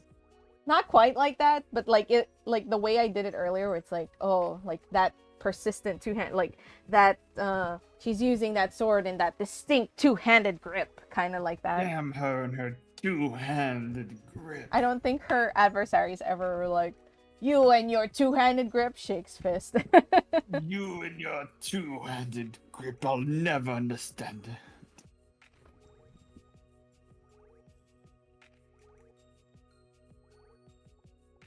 So, I would prefer to draw this with like an actual long sword.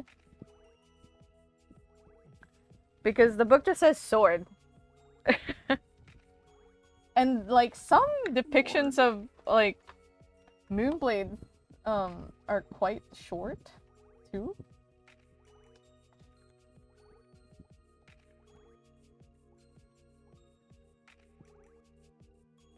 It's harder. It was harder looking up Moonblade because there's also a spell called Moonblade. Well, you have to. I put Forgotten Realms Moonblade and a lot. Yeah. It's basically a bunch of swords. A sword. Bard. Oh, like so. This is, I think, a fan art. Forgotten Realms semantic wiki, but this is not Erlyn. This is Elaith Chronover, who also has a Moonblade, which has died because he is not a worthy heir. So this is his Moonblade. As you can see, this is very much a one-handed sword. I mean, I'm assuming though Moonblades, much like any other blade, it can be Yeah, it's not. There isn't any like shape. a set. It's the only the notion of it being a quote unquote moon blade is it has the moonstone in the pommel.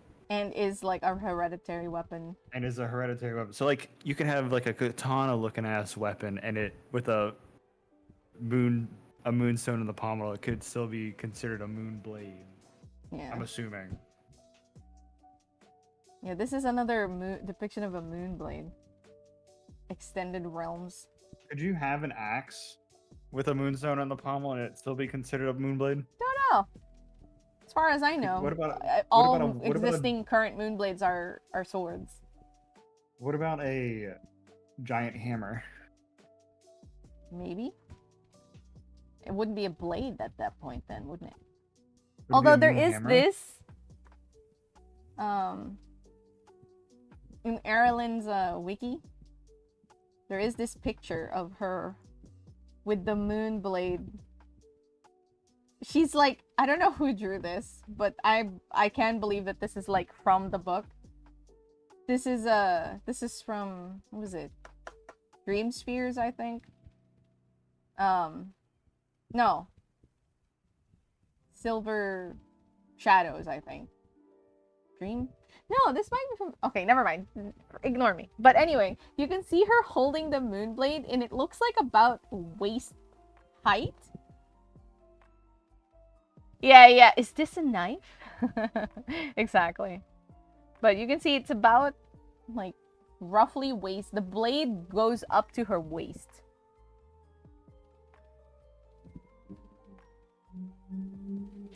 Yeah, excuse me.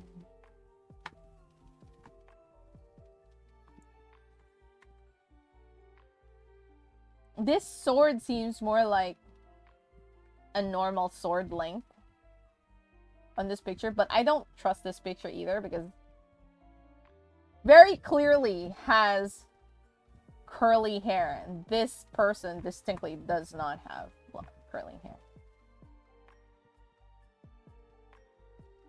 Damn her hair. This one too is supposedly. Girls. Oh wait, this is not Erlen Moonblade. Who's Erlen Moonstar? Probably a Might be a fan art. fan version. It's like multiple very times in the book D&D. they mention her curly hair, so I don't know why they keep straightening it. Very mad about that. That's why I was like, grr. Respect the author's wishes. She has curly hair. Every time I've drawn Erlen, I've always drawn her with curly hair. It's supposed to look like. See? Look, curly hair. Curly. You're really getting into that whole hair situation there. Because the ones online showing that she has straight hair or wavy hair, which is not at all what it's like.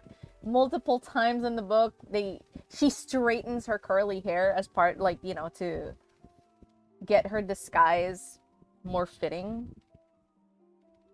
So it's just like it's not like it's mentioned so many times that it baffles me. And it's in the cover. If you look at the cover of the original book, she has curly hair. So when people drawing her without curly hair, it just boggles my brain. It's just like, it says she has curly hair. What do you want?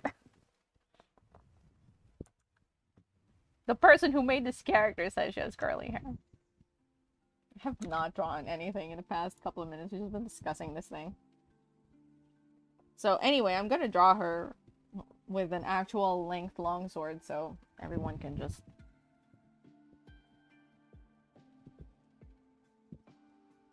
Everybody can just shut up. Yeah.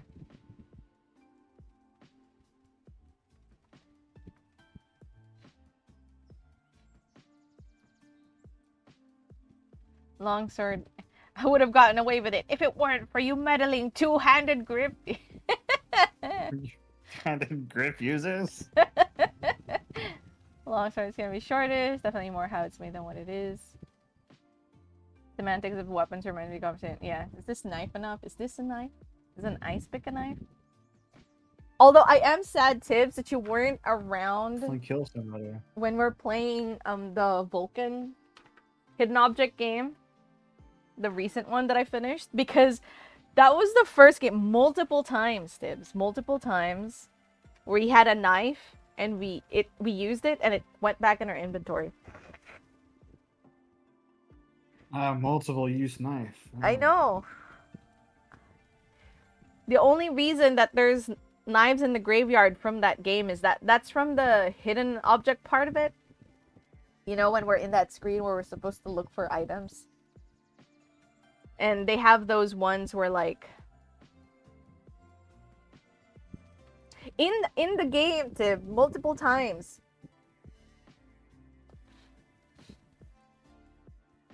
Multiple times we got, like... Hold on. Is it still in my channel, I wonder?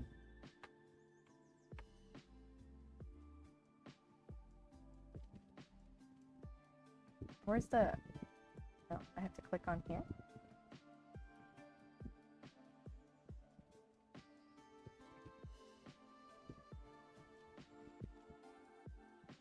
Oh, it does.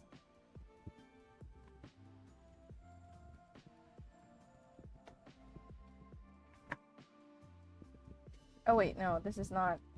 Why is this showing this video? That's not what I clicked on.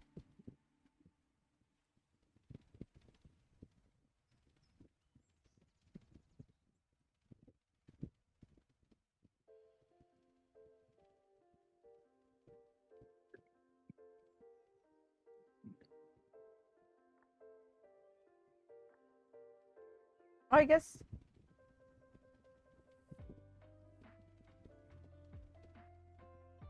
Oh yeah, see this knife? This makeshift knife? We used that multiple times. Like I think 3 times. And that happened several times in the game. For different knives. Oh, very impressive for a hidden object game.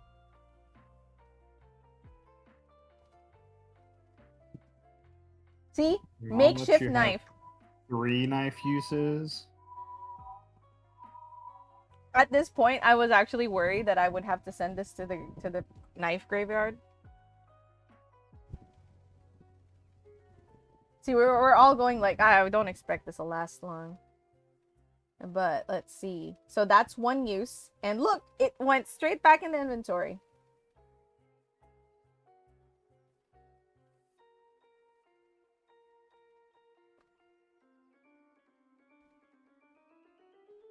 Do I use the knife again? No. Oh, here. Okay, that time it went away, but it did come back to once. So I couldn't count that as part of our knife graveyard. And the only time I had to count it in the knife graveyard was when I had to like... When we did the hidden object parts, there were the ones that had like... You had to interact with objects inside the scenario. That's where those knives came from. Yep. There was 1 Tibbs. It went back twice, so we got to use the knife 3 times before it went away. I was really sad that you missed that one.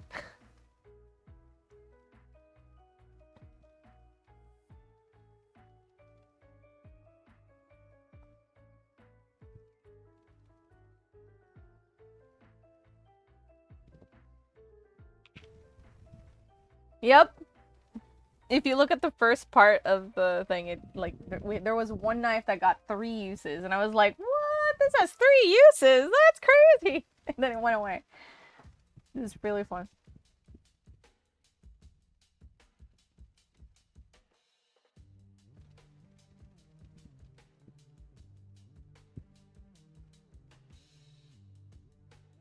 Yeah, I guess I'll settle with this.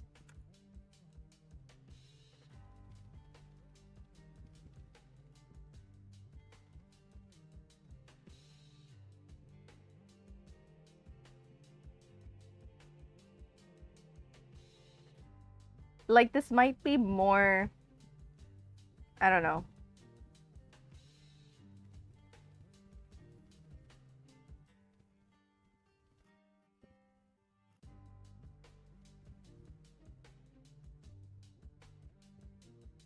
I like this better than the original one, so I guess I'll settle. Let me save this.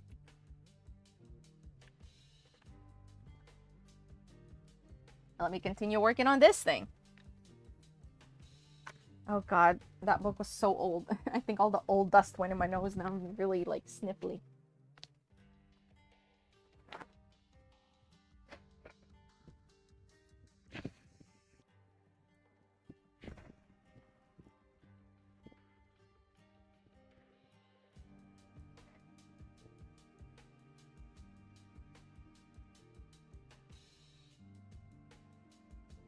Anyway.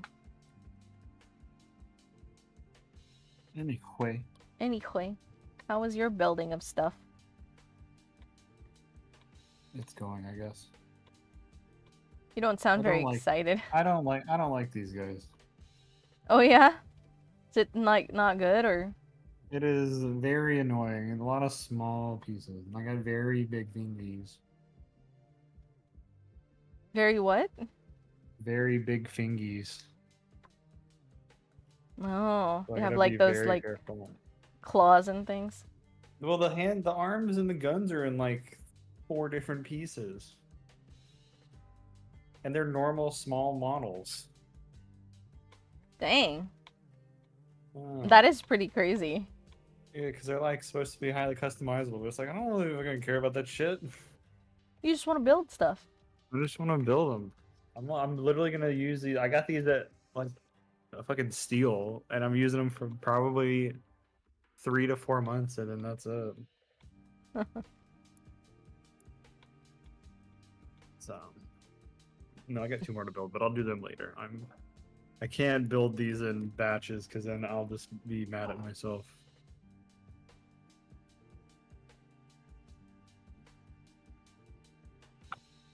I got all my art supplies in. Nice. Mm. I went with a 12 well um Oh, like palette? palette. Yeah. It's not that big. It's just it's 4 inch by 4 inch. So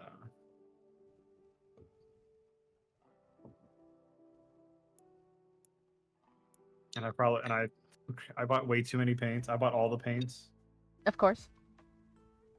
as one does. I think I spent too much money on paints probably, but I'll be set forever probably. Where am I? What am I doing? Okay, I'm slowly planting things.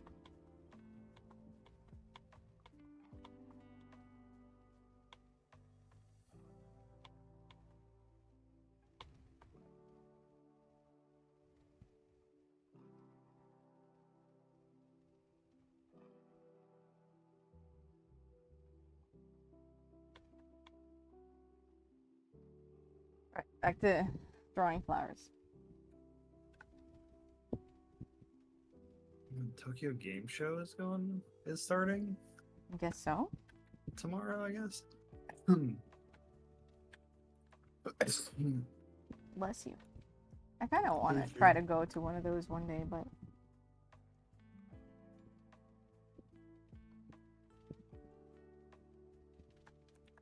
I don't know if I ever will be part of like a big, like a big company for games. I still want to try, but it's really hard now at my Yeah. age and time frame, and especially when there's so many young people who are much younger than me who are interested in joining the industry with better styles and are more in places that can do it. Hmm. I'm going through the list, and I appreciate how this one game that caught my attention. What game? It's called I don't really know how to pronounce it, but that's besides the point. The woman on the cover is very not scantily clad, but pretty close to it. Mm-hmm. But whenever you go to the page, the trailer definitely has her wearing more for some for some reason. Are you Like, saying you wish that she wore less? no, like in the game, it's the picture on the like art that they show on the Tokyo Game Show page is the correct art. It's just in the trailer for some reason. So weird. And for some reason, trailers aren't playing on my Steam for some reason. That's really odd.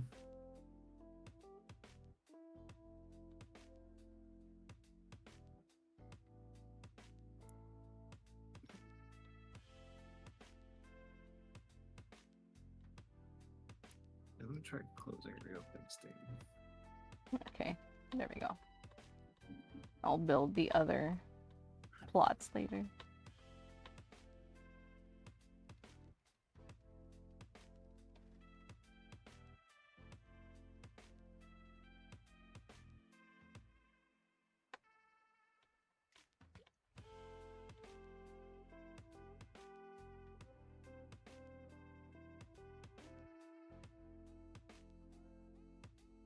Monster Hunter Wild's got a release date. Ooh, so excited for that one. It looks really good. Yeah. It's literally the end of the last. For me, it says February 27th, so it's probably February 28th for you. Unless it's so they- 27th and it's not getting a simultaneous release. Yeah, or that. So that's very soon. I was expecting it to be way later.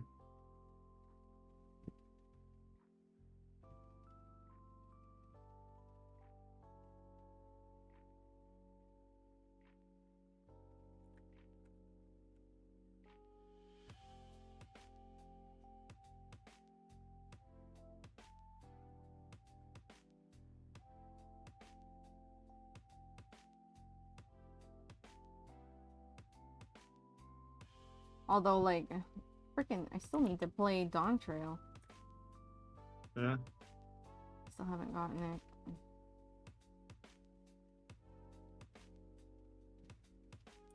Admittedly, I haven't gotten it because it just feels a little wrong to spend that much money right now Yeah.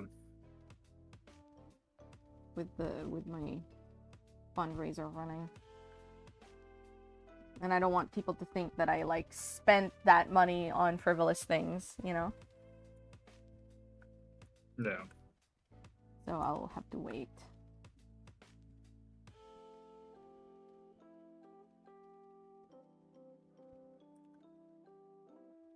But is it not good? I liked it. Okay, because I remember you saying there was that one dude that was like, this is as bad as ARR. I mean, he just had very hot take, Spicy take. very spicy take. Also, the same guy who's complaining skips a bunch of cutscenes, so you know. Wait, what? Why would you skip Yeah, cutscenes? I know. Like for the first playthrough? Yep. What? That's like Yep. my boss. Mm-hmm. My boss plays, but he was like, he just skips through the entire storyline, and I'm just like, I Yep. mean, that's cool if that's all you want to do, but Yeah, it's fine. Just don't complain about it whenever you don't understand what's going on. I remember he told me, you know, in the very pivotal moment in Heavensward, you know what I'm talking about? Yeah. He was He's like, like, yeah, that's cool. no, he got to that scene, he was like, I'm sure this must be a very important character, but I have no idea what's going on. Yeah, that sounds better. And I was just like, what? That's like one of the most important moments in that game. In that X-Pack. I was like, what the heck? I cannot imagine skipping scenes like that. Yeah, like Wait! I'm not, Acorn! Denounce your friend. I'm not gonna judge anybody for skipping story. But yeah, whenever you start either complaining or Mhm. doing being negative about stuff that you would understand if you hadn't skipped, that's when it's like, yeah, don't do that. You Yeah, don't get yeah. to do that. Yeah. Oh my gosh. I don't know how you were able to withstand that, Acorn. I would have just been absolutely mad. I would have been like, dude, you know, just don't. I remember I embarrassed myself publicly at that scene. Everyone wanted to see me play that particular scene, so I streamed it.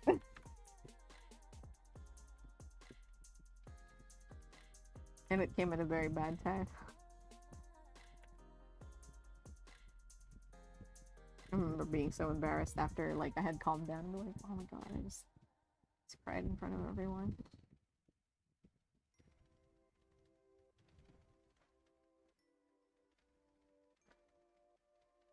Did you see that they pushed back the release date for the new Assassin's Creed game? There's another one already? They're doing the Japanese one. God, they just need to stop. Make a new IP. Explore new I mean, avenues. they try and they bomb. Because it's I mean, I say that. They Uh-huh. did do a Prince of Persia recently. Really good. Yeah. Unfortunately, we don't play Ubisoft games here in this household. So, But I will give them some credit. They did refund all pre-orders, Oh, because they're pushing back the date. and because they're pushing back, they did refund all pre-orders, Mhm. and if people pre-order with for the new day, they're adding in the first DLC or the first expansion. They said for free. That's cool. That's cool. Yeah, so they are doing some good shit about it. I'll give them that. Like they are doing it right for that. It's just like, I do know they're under a lot of fire on both ends, from my understanding. Both ends meaning. Like both like public facing and corporate set facing. I mean, Yeah. unsurprisingly, because I'm sure the corporate wants more Well, money. from my understanding, yes, but also, well, I think the main thing is like their stocks have tanked, from my understanding, I mean, and a lot of people are trying to band together, like a lot of like, I don't know what's going on. They're trying to force them to go private instead of public. who? Oh, Like like the corporate? Yeah, they're trying to push them into going to a private company instead of a public company, and only do like the franchise games. So like your Assassin's Creed, your Tom Clancy's. That sucks. Yeah. So it's like it's one of you have to like which demon do you want kind of? Hmm. Do you want like the solid franchise games that you know will be good now that they have more time You know, will to be do good them? is a very not true statement, though. Or would you want the other one was like, do you want the Ubisoft that does these like quirky single and double A games every once in a while that are kind of fun, but Yes. the AAA franchise games tank for it? And I'm with you. I would much prefer Honestly, yes. getting like these quirky like Prince of Persia, because Prince of Persia is a pretty good Metroidvania, the new one. We weren't unfortunately, because I said we're not playing those games here, but in this household. So we were both very sad when we saw the release of Prince of Persia because we were both interested in it. But I won't be playing it, and Creamy won't be playing it. So And that is your choice. I mean, I'm not judging anyone who wants to play it. Yeah. So it's just that here we've decided not to. You'll only judge people who play Hogwarts Legacy. Yes, and also no, because I understand people who love that series from their childhood but do not necessarily align with the beliefs of the author. Yeah. Because my best friend, well, not you, my other best friend, I'm one of those people. really wanted to play Hogwarts Legacy, and I convinced her to either wait for a used copy. I am going to get it. I'll let you know in advance. I'm going to play it eventually, but I'm waiting for like a 75% sale. Yeah. Like, that's basically, I told her, I was like, because I understand, because obviously you don't align with that. I assume that you don't Obvious, yeah. align with those beliefs, with like Rowling's turfness, but like, hi Saucy, it goes. We're talking about Hogwarts, and like, you know, so does my other best friend. Like, she doesn't align with that kind of rhetoric, and so Mhm. I'm just like, you can play it if you want. Wait for a used copy, so you know. Oh like, yeah, or Tibbs, if it's in a humble bundle, I'll get it then too. Yeah, because then you can play it, but you know that money doesn't necessarily go back to your pockets, you know? Yeah. Because I don't necessarily believe that all of the devs that work on that believe in that rhetoric either. Obviously, that is just their job. They were paid to make a game, so they need money too. Speaking of bundles, I went to go look at what the current bundles are. Is it good? I'm about to check. So there's a bundle with all the Myst games in it. Could be interesting. Although, isn't so- Myst like pixel hunting at times? This is the 2021 version. Oh, okay. And like all the other stuff. So they're like Abduction as well, which is same creators. So it's basically that company, I guess. Yeah. Specifically Fire Under. An Adult Swim bundle. That's funny. So Samurai Jack, Rain World, Death's Gambit, which is good. I played Death's Gambit recently. That's a good game. Duck Game, Jazz Punk, Jazz Punk is so Uh, funny. Battle Chef Brigade, also a very good game. And then there's a rhythm bundle, a VR rhythm bundle, which I've played some of these too. Pistol Whip's really good, and Synth Riders. And then, yeah, it's like,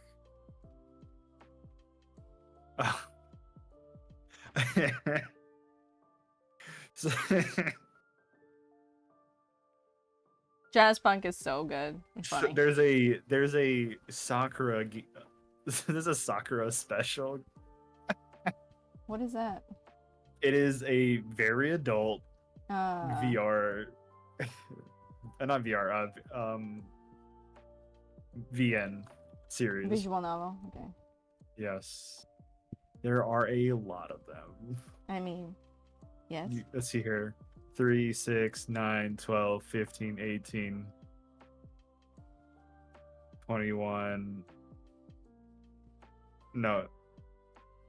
21, 24, 25, 26. Yep. I mean, if that's from like Japan, they called it a steamier special. Do they call it Yeah, that? it's called Steamier Sakura Special. That's so funny. Because if those are VNs from Japan, like only I a think so. small percentage of the VNs that release in Japan gets released to the States, you guys. Like if I go to like the Switch and more on the Switch because they're kind It of is geared more towards actually- handheld. What? It is a. I'm gonna hold on. I'm gonna do some quick research here. Okay. There is like a VN section in. No, it is Mhm. a American English developer, but Okay. it is not.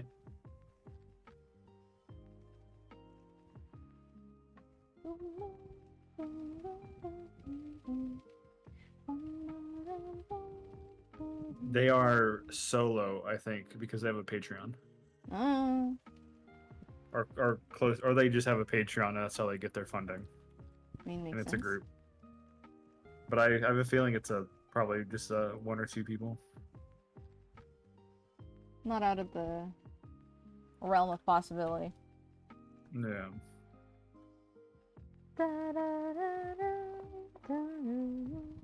And then they have a Indie.io bundle.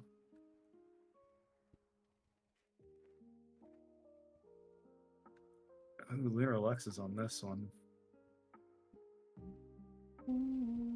That's the only game that really. Oh, this Dog Shelter Simulator is on here too. This is a pretty good game. Is it Oh, actually? Indie.io's the publisher. Understood. Oh, were you thinking like itch.io style? Yeah, I was thinking like that. Yeah.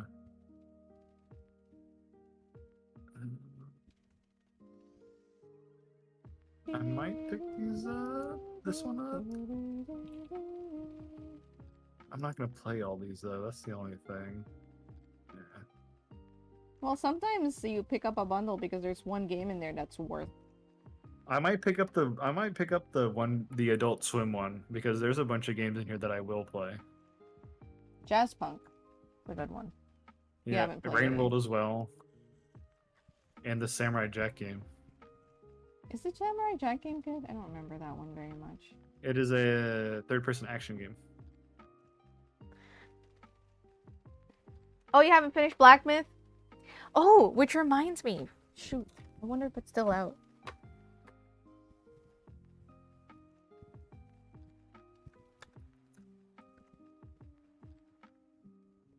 Nope.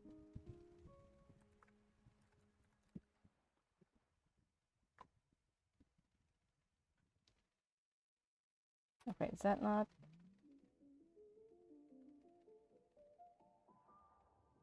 I did find a game. I actually gotta find it. So, do you like Hades? Slash Hades 2? I've seen it. I Or like haven't that, played or it like myself. that isometric, like action kind of gameplay? Not necessarily, but Depending. Why? So I want to show you a game, mostly because I love I love games with this particular art style. See if I can just get a screenshot. I'm trying to find.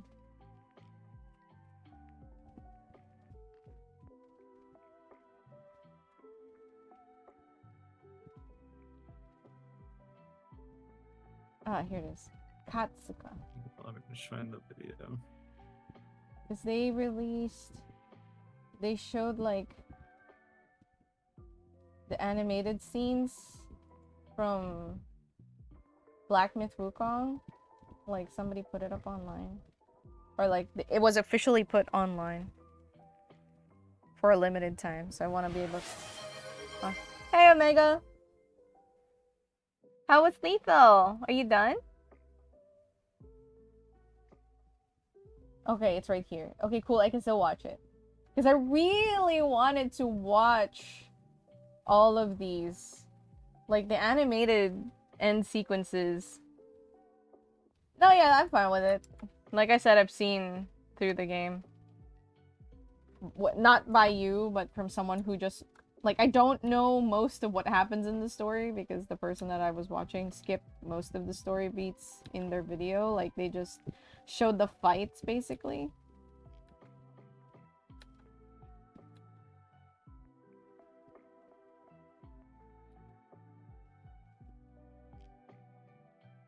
We only failed a little bit. I see. Well, that's good. At least you still made some money for the company. The company. Great assets. Great assets. They made a full game based off of a mobile game that I find hilarious. Wait, what? It's called TCG Card Shop Simulator. Oh, I saw It's- someone. Yeah, so it was if it's the same one, it was a mobile game first. Oh, And I guess fascinating. yeah.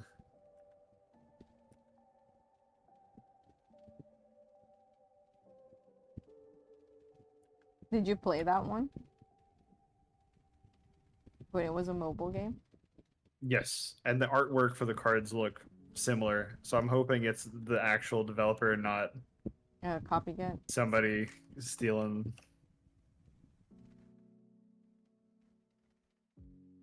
Actually, I wanna look Standalone that up. stars. Okay, that's good. I can't wait to watch it. I keep forgetting to watch it, so now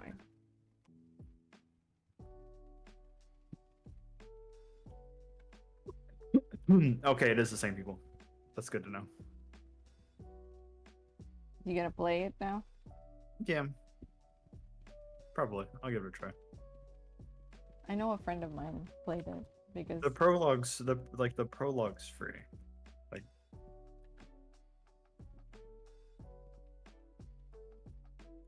But how long before you run out of things to show on a prologue?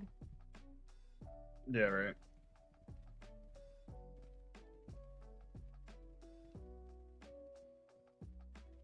I like these like goofy simulator games. I've been watching the Game Grumps play their Supermarket Simulator. That's been really funny.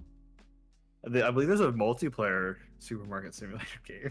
Oh my god, it's amazing. Then somebody else could do all the shelving and all that.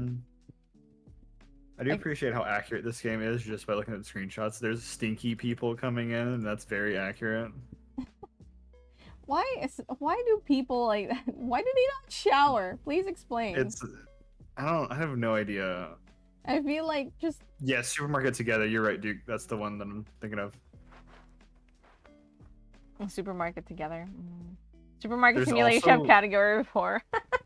There's also a. Let me see if I can find it. Oh. Is it this one? No.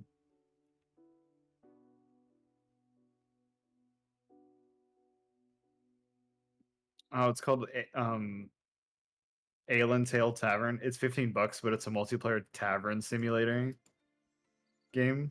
Huh. Like fantasy tavern simulator. I see. I wonder how, like, it's multiplayer, like, it'd be fun. That would be fun if, like, it had some Twitch integration, so chat is part of the people that visit. What's happening? Hold on. Why is my Rusty's retirement acting like that? Oh! It's been like that for a while. I just assumed that was a reason. I unlocked the final biome! Woohoo! I suppose I can start playing on that final biome. Well, people are here to join my farm.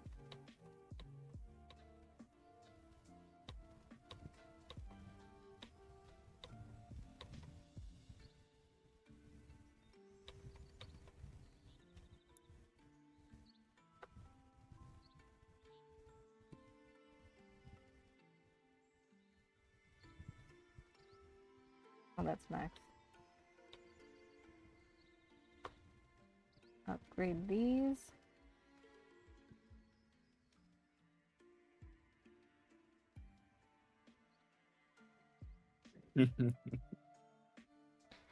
Think all the fun you could have on Supermarket Sweep, except I was too young. Oh. I like how they let me do that. That's fun. What? Well, I get to name the store. I mean, yeah. And so I named it Super Card Deluxe Special. Are you playing now? Yeah. That was a fast turnaround. It was a quick install.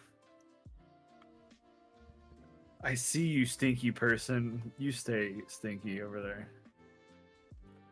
As long as you stay over there and be stinky there and not here.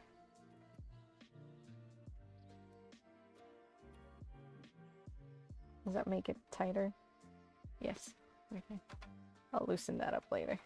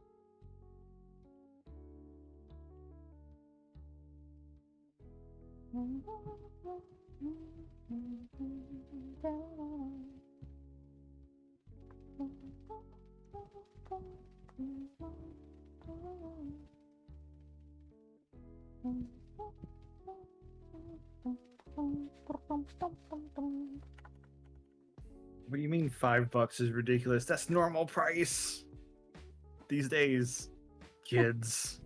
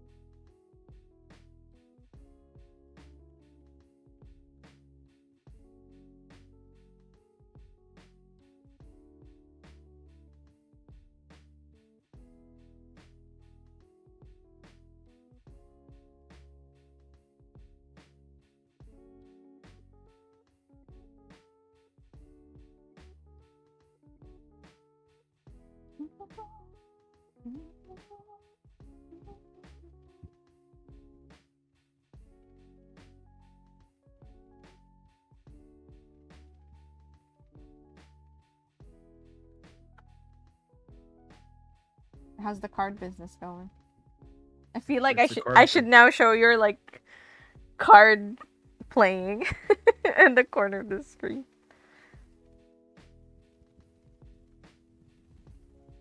I don't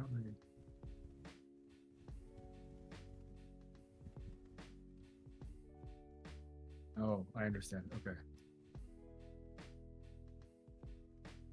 Did you learn a trick or two or three? What? Hey, Hunshrew!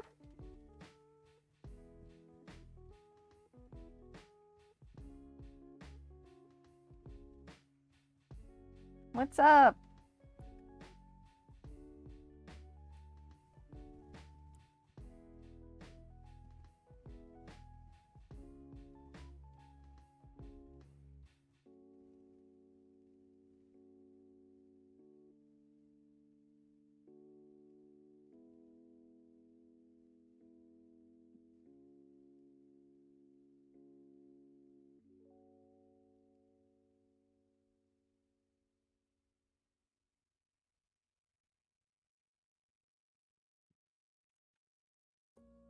Answer, just so you know, you can also ask for just art, by the way. Instead of asking me for a game to play. Same with Omega. You guys still haven't told me what you'd like.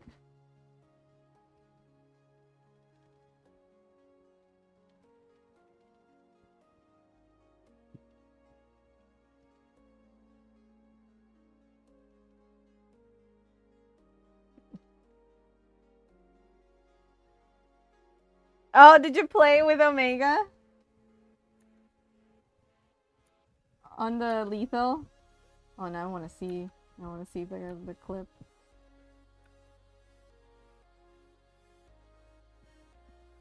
Very busy. Oh no.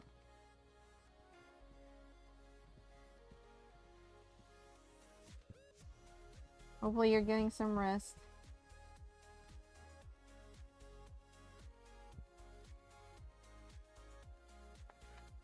Oh, now I want to see that clip.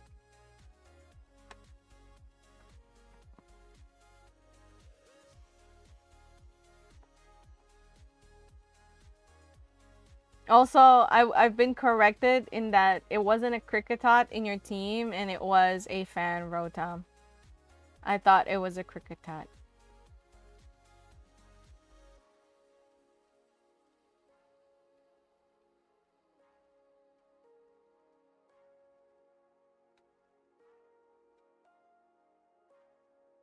Oh my god, the tip of my nose is so freaking itchy, you guys.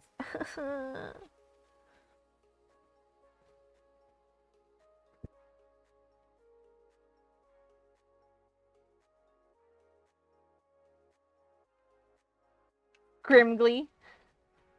Cricketune is cool.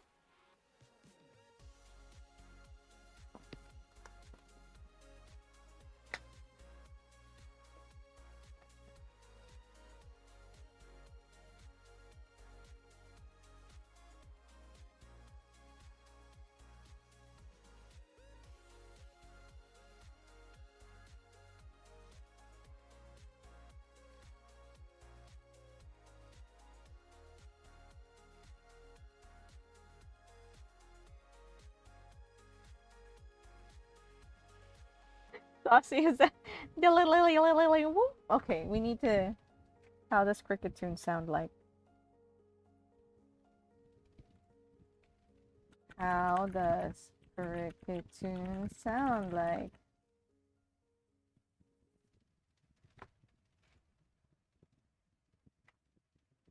Where's the cry?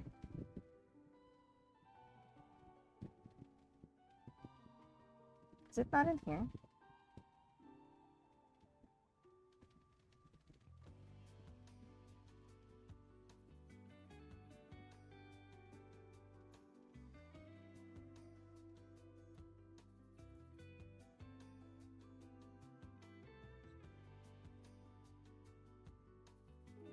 What sound does Cricketune make? Oh my god, no, just give me Cricketune. What the hell?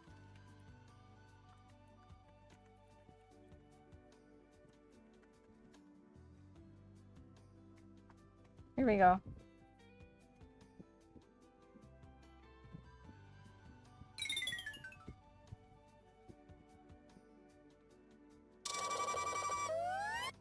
There you go.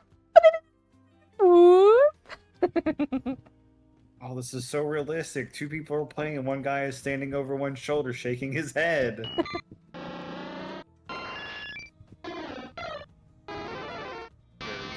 just listening to Pokemon cries now. I'll play this more later. Whoop. He is charging up. It was a mainstay for me. Ah, so you bonded with the Cricketune. You are one with the Cricketune. The Cricketune and you are one. I know, Duke, I know! I mean, I already knew it was kind of a terrible, like, channel because, like, the cover art was AI generated. So I was like, okay, this is a channel that doesn't care. It just wants, this is a content farm channel. Wait, what happened? Sorry. We were trying, I was looking for Cricketune sounds, like the bug Pokemon Cricketune. Oh, it's the tilly woo. Yep. If it was a guy doing the dililili. But yeah, and then the person reading the text is also AI, so I was just like, yeah, this is just like a content farm. So I just moved on. I always what bugs me sometimes now about the AI, like the text-to-speech stuff, Uh-huh. is that sometimes you'll find one, and the person sounds like he's texting, like he's doing it so good, Uh-huh. or they're doing it so good they sound like text-to-speech, Uh-huh. but then something like the thing they're reading is very funny, and you get like a genuine laugh from the person. So you're like, oh, that was a real person. I was like, oh wait, that's a real person. Yeah. That's funny. You can't tell anymore.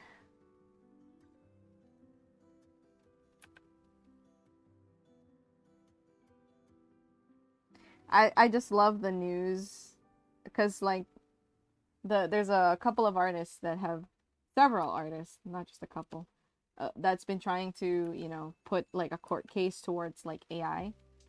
And recently the judge allowed them to, you know, actually file cases against AI. And there was an article that was basically like, OpenAI creator is begging people to let him continue stealing because otherwise his company won't make any money. And I was like, that's freaking hilarious.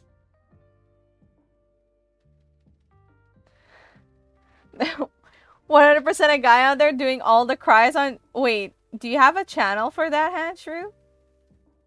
You got end the street, yeah. Welcome to the end. Yep, AI ones.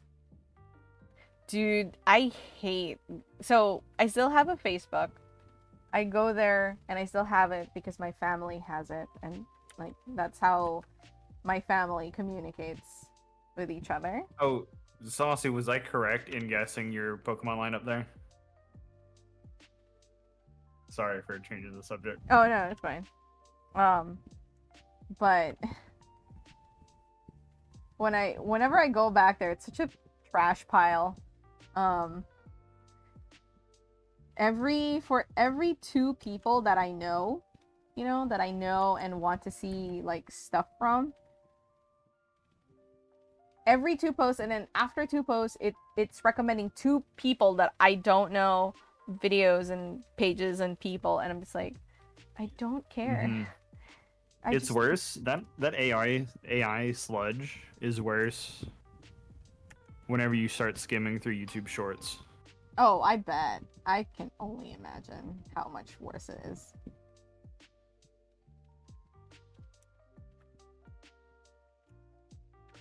Named Scrimgly. Yep. I didn't know you can get mega evolutions from Nuzzle. It's pretty cool. I think it's a. Weren't you playing like a randomized Nuzlocke, Saucy?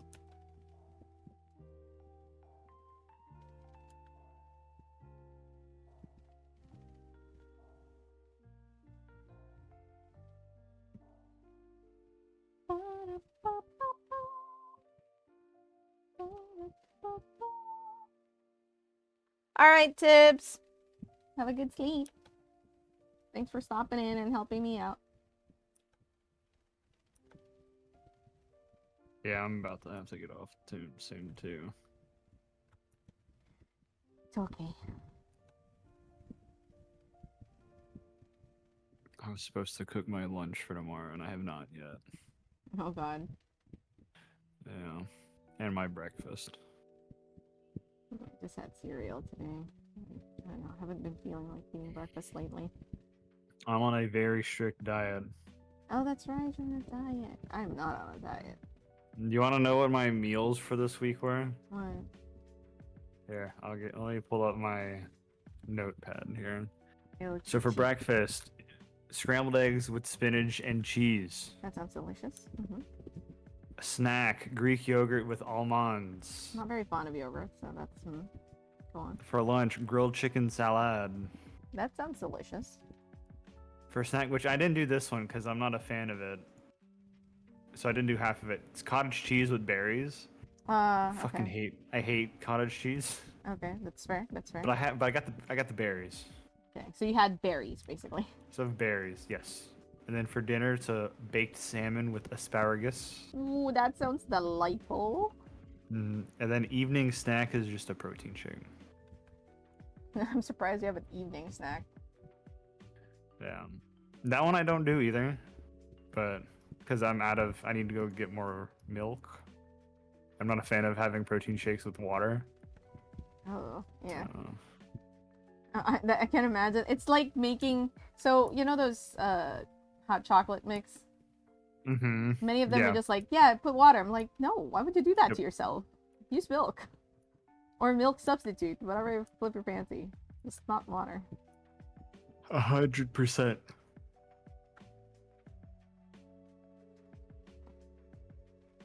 Yeah, it was a Nuzlocke randomizer.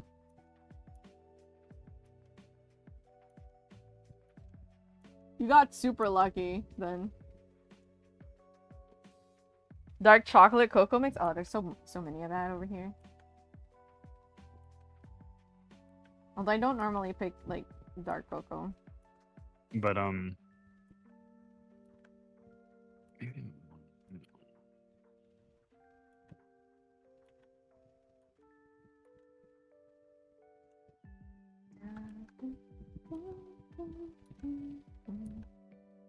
But yeah, I gotta head out. All right. I'll I'll see see you later. later. Help me with your Yeah, rally. we can play some Wolfwing. Wolfwing. Yeah. Wolfwing. I did look at what we needed for your rally. Your Okay, cool. rally. Yeah. There was And like we're a, gonna- I we're was I def- saw we're- the list. We're definitely the stuff you don't know what it is. There's We're gonna have to go. We're gonna have to go and do some Plains of Eidolon to get that. Okay. I think. Or hold on, let me see. We're gonna have to do Orvalis. We're probably gonna do. I think it's actually Orvalis now. Like some bounties or something. Bounties or so. The Venerado alloy is a mining thing. So it's one of those Yeah. we have to go around hitting rocks. That and the I can do the Art, not- mining. Like I can probably like hop in on mine. Yeah. later. Well, we have to get the blueprints to craft them first, and then because you mine the minerals and then craft them into the actual like thing. Well, if you tell me where to mine the stuff, I can pre-mine those so that. Well, I mean, I need to mine them too, so Oh, okay. yeah, because I don't usually keep stuff. Oh, we're gonna have to get your rank up though with.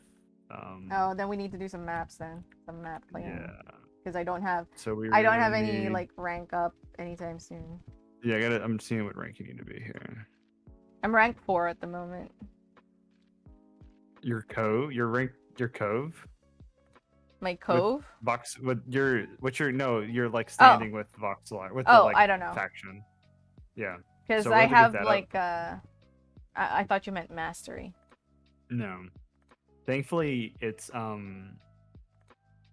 you only have to get to the first rank to get this stuff, so you don't have to go too far. Okay.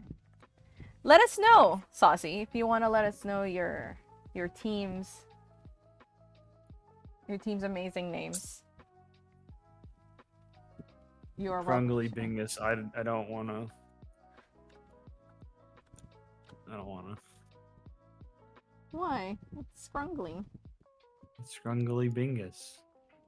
Oh, somewhat related. So yesterday, I finally like I've been seeing this word, right? Blorbo. Uh-huh. And Blorbo. I was like, what the fuck is a blorbo? I keep seeing it everywhere. And so I went to look it up, right?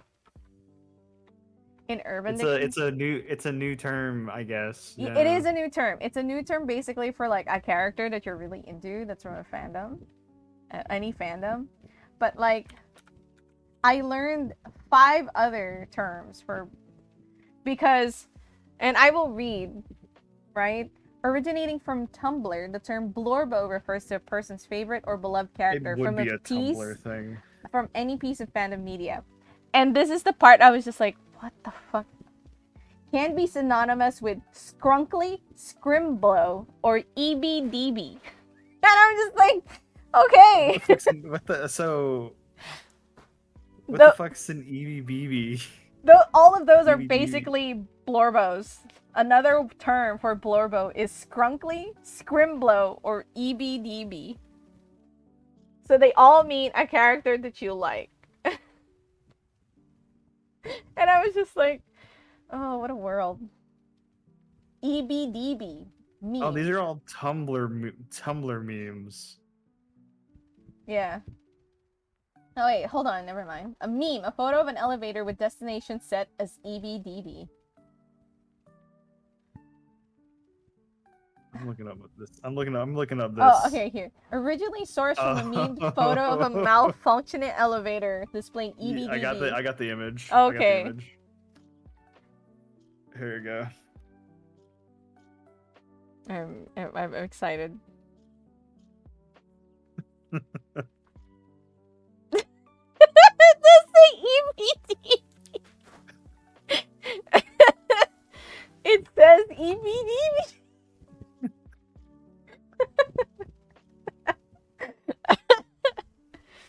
That is Experiment XP69. Nice. for short. Nidhogg, Powa, Scrimbly. See, you have a Okay, Scrimbly. Sini has a W CU. time. W time. I love W time. Is the Yalga the one you pull at you start you know take out of your to the battlefield whenever you want to win? You're just like, all right, it's W time, and then you summon the Yalga. So if you're playing, quick question: if you're playing Pokemon, right? Okay. You're a gym leader. Wait, what'd you say? You And the like gy- bzz, up out? Oh, so you're at a gym. You're going to fight a gym leader Uh huh. in Pokemon, Uh huh. and the gym leader's right. Like, it's time for my special Pokemon. Uh huh. Like, this is my Pokemon. And he says EBDB. No. Do you go like, okay, I'll show you my Pokemon, and because I'm assuming, are you one of those people who keep their starter with them the entire time? Yes, I am. Do you just go like, okay, here's my starter who's very much over leveled? Yes.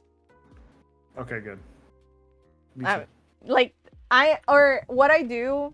Well, if that's so basically when I play Pokemon, I keep my starter with me. That's like my buddy, my pal, you know. Yep. My same. rock. And so at the last battle, he's the one I pull out last. So in the final fight, Mhm.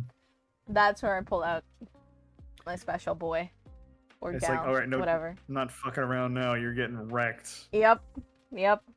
But I do Yeah, try for to keep me- my party fairly. So how Balance. this is a thing that I do not only in Pokemon but in Do you- all do you- RPGs. Do you try not to double up on types? No, I don't care. My you party okay? is Oh. normally composed of what I like. I don't See- normally care about typing or anything like that. I don't do the only typing I do is I don't want 2 water Pokemon in my party. Hmm. I mean that's Like fair. I try to get some balance. Yeah. I did the same in like RPGs if they give me multiple characters. So like if there's like 2 knights, I'm not gonna take both knights unless I need to. I'll take a knight, a knight, a hunter, a healer, and a mage. Yeah, that's fair. I get that. Yeah. So for me, like when I when I go in RPGs, the main character will always be 1 or 2 levels ahead of the rest of the party, and that's what I do with Pokemon as well. So like the main guy is always going to be the most powerful person in the group. I feel like that just happens naturally no matter what, though. Not normally, because like unless I rotate For me, them at least, around. it does. Okay, because for me, like unless I rotate them around, then like the chances of the most powerful guy Well, taking over is for pretty high. Pokemon specifically, now that EXP share is just like a default, Oh yeah. since your starter is gonna be always gonna be like 5 levels ahead because you had it first. Yeah. That one, yeah. But initially, when I play it, I would. You Yeah. can't turn them off anymore. The EXP share. You can turn EXP share off, but you have to go into the settings and turn it off. Oh. And I like it on anyways because it keeps things. Yeah. It just makes it a little bit easier for me. I I'm haven't. not a big RPG. Those like turn-based RPGs. I'm not really good at, so I'll take any benefit to Fair my enough. survivability as possible. Not that I'm not good at it. It just takes me some more time because I got to like sit there and grind. Mm-hmm. And That's I'm fair. I'm a man of little time as is. So Too many hobbies everywhere. Gotta play Final Fantasy. too many hiding music. Yeah. I keep telling myself I want to get into another MMO, but I keep stopping myself. Like, no, you can't afford another MMO. You can't time-wise afford another MMO right now. Staravia? Oh no, you almost lost it? Wait, why almost? What happened? Because that means that you didn't lose it, but it's not in your party. Electrode probably didn't want it to die, so he put it in the box. But then it's not part of your party. But yeah, every time I'm fighting like a gym leader, whenever they're on the last Pokemon, and that especially with like Sword and Shield and Scarlet and Violet, Uh-huh. when the music starts to go like in the gym leaders, when the music starts to go like ramp up, You're like, oh hell yeah. I'm just like, okay, all right. Cracking knuckles, pulling out the best Cracking knuckles. Let's pulling out the starter that's probably gonna 2-shot this dude or 1-shot this guy. dude. But let's go. Let's go, bruh. Let's go. I mean, that's fair. especially with Sword and Shield. Sword and Shield's like fight to final, like Pokemon fight to final, or I don't know how you would describe that. Like whenever you're fighting a gym leader, like the gym music versus he's bringing out the last Pokemon. Oh, does it really ramp up? Have you never played Sword and Shield? No. I have. So Wait, it's do we have very Sword and much Shield? No, we don't. We have Sun and Moon. We haven't gotten anything. You're since. playing them in football fields. Like the gyms are in football fields. Or like soccer fields, my bad. I'm saying football like I'm European. You're in soccer fields, and so there's huge crowds watching. There's like actual crowds watching you. Mm-hmm. And so like the music's like you can hear the people in the background go like like chanting and stuff. Oh, that's neat. But whenever like you get to the last Pokemon, they start like clapping and stuff. Like really ramping Too. it up. So like they really are like getting into it. The crowd's like really getting into it. So it's like, okay, I'm feeling the energy. Oh, that's neat. Yeah, Yeah. We have up until Sword and. Do we have Sword and Shield? Or we just? Okay, we do have Sword and Shield. I think Oh, we have Sword. Okay, I played up to Sun and Moon, and not both. Obviously, I have Moon, I believe. And I got to. This has been a pattern. I get to the first town, and then I get to like the second town, and then I stop playing. Oh. Like Pokemon hasn't captured me in a very long while. Yeah. See, and like Scarlet and Violet did it too, where it's like the final Pokemon also gets like more hype music. But it's not to the extent of Sword and Shield. You could feel it because there was like a large crowd.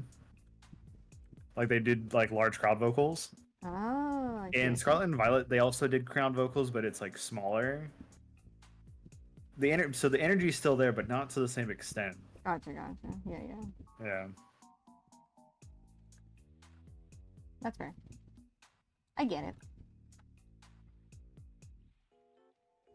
Oh. Are you still doing like what was that? The Soul Box, Soulbound, however you want to say it. Champion my randomized use mythical legends and baby Pokemon and that's funny. I just imagine like, you know, you see this legendary and then like after that it's like a little baby Pokemon. That's cute. Not to say baby Pokemon are weak, obviously, but it's just a cute thought. Just the difference between the two.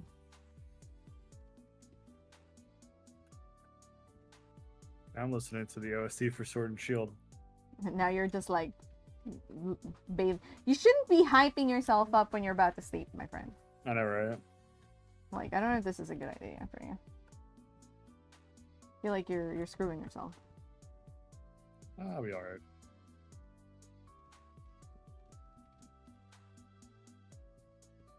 I do know Toby Fox did some music for Scarlet and Violet.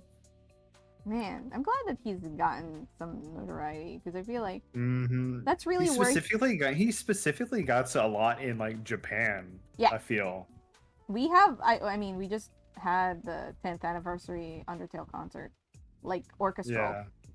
Like Undertale got huge in Japan. Yeah. Which I'm curious actually, as to why. It's not that huge, but it's bigger than what you'd expect for like indie. Yeah.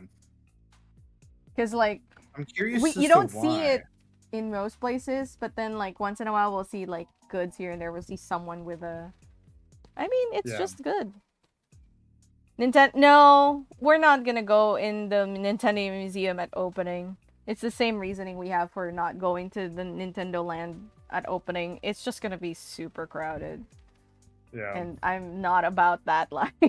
just go in about a year whenever it's like calmed down. Well, yeah, I don't think it's gonna ever truly calm down, but it'll be a lot less than like now. Yeah. Like, I don't want to like squish in with like the crowds and bodies and tourists, especially next year with like the expo coming in, so it's gonna be even Mhm. more so.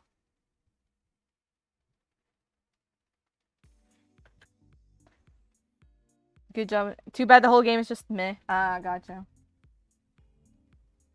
I haven't played. We haven't like I said, we haven't been captured by Pokemon in a hot minute, so we didn't really even try to get It's Scarlet Violet. I applaud them for actually trying to do another open world, Uh-huh. but it wasn't gonna be like a true open world because Legends technically it was open world, but it was still like zone. It was zone based open world. You had like a hub. It was like a hub and spoke kind of setup. Mhm. Scarlet and Violet was like the first true open world Pokemon game, which I applaud them for. They tried. It definitely could have baked for maybe another year. Yeah, I feel like they really started to just kind of sit on their laurels a little there. I Yeah. feel. But... I do believe they mentioned that they're going to start giving the games more bait, More what? more like dev time. I mean, they should if they want to like Yeah. keep it up because honestly, Pokemon has They become really stale. need to do more. So yeah, they really do need to do. Because I'm assuming they have multiple teams on those games. There's no way they have one team. I mean, doing they yearly probably releases. have like I don't know, man. Have I blinked lately? Let me blink. Okay, there you go. I have blinked. Thank you. And hello, little light dreamer. But no, yeah, Because- wasn't gonna go immediately. I'm not about that life. They needed because they were doing what yearly releases, I think, right? Yeah, Just for I think a they need to while. do like bi-yearly, honestly. Or not even. They just need to do it when there's a good one. You know, I don't need it yearly or bi-yearly. I just need when you release one, it's good good. one. That's all Yeah. I want. Like, there's We'll a see. I have hopes, which for the Legends game, the new Legends game coming out. So we'll see how that goes. Bless you. I find it also funny that the Pokemon games made by not Pokemon Company run better than the games made by Pokemon Company. Well, I wouldn't be surprised if the devs from Because the I Pokemon believe company so I are... believe Diamond and Pearl the remake Brilliant Diamond and Shining Pearl, whatever the fuck they were called, ran really well. Yeah. Yeah, exactly. Yeah. I mean, But is that 3 to 5 years dev time would probably be nice. They almost assuredly have like multiple teams not as... I working don't... on Pokemon games. Probably not as much Two at as you least, think. two at most. Two, I'd assume two. Yeah, so I think it's not as much as you think or hope, but yeah.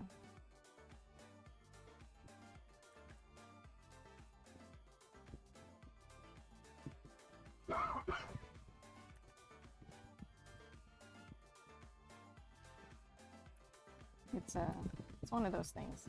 Like I said, I really don't care if it takes longer for a new main. I think they stuck to the whole like, oh yeah, we got to release a new one every year too hard. I feel like just just release a good one. Nobody's gonna complain. That's how I feel.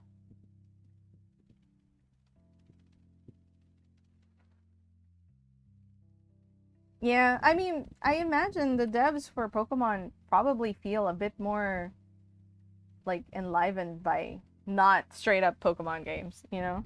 Yeah. I'm sure, like, we're all humans. I'm sure some of them are tired of working.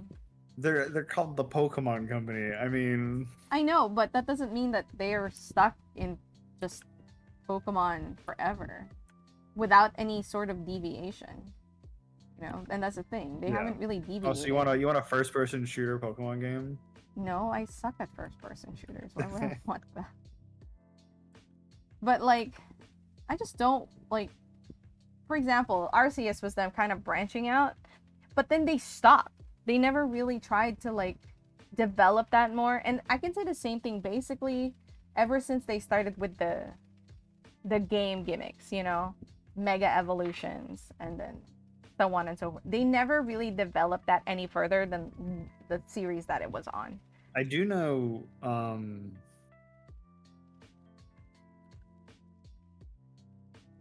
they're increasing their studio size.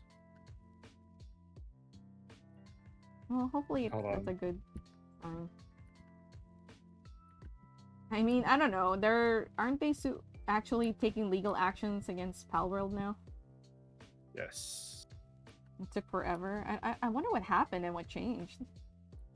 They were probably seeing if they could do it. Honestly. If they had grounds. Yeah, if they had grounds. Which, knowing Japanese copyright law, they probably have some kind of ground somewheres. But they'll end up settling it outside. Oh, probably. That's definitely gonna be somebody's gonna pay somebody money and it's gonna be nobody's gonna hear anything else from it. Sony. Sony's supporting Palworld after all, so wouldn't be surprised. Oh, they if are? Sony. Yeah. Okay. I wouldn't Yeah. be surprised if Sony just goes, yeah, can't we just we'll pay you. You'll Yeah, have it's for the capture. It's for specifically the capture method. Nothing Oh. else. Oh, okay. Well, that's fair. If they have a patent, they do have to defend that. But because Nintendo has a patent for everything. What? They got the patent after Palworld was out, though. Oh. It might have been in the process, so.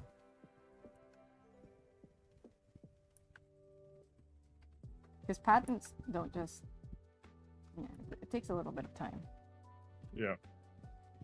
So it might have just come out now, but I wouldn't be surprised if they had that. Specifically, I think it's specifically using a ball, throwing a ball. Oh, that's I probably think an to easy. capture monsters. The patent is very specific. Yeah, then For this one. patents tend to be quite specific because that's kind of how it works. But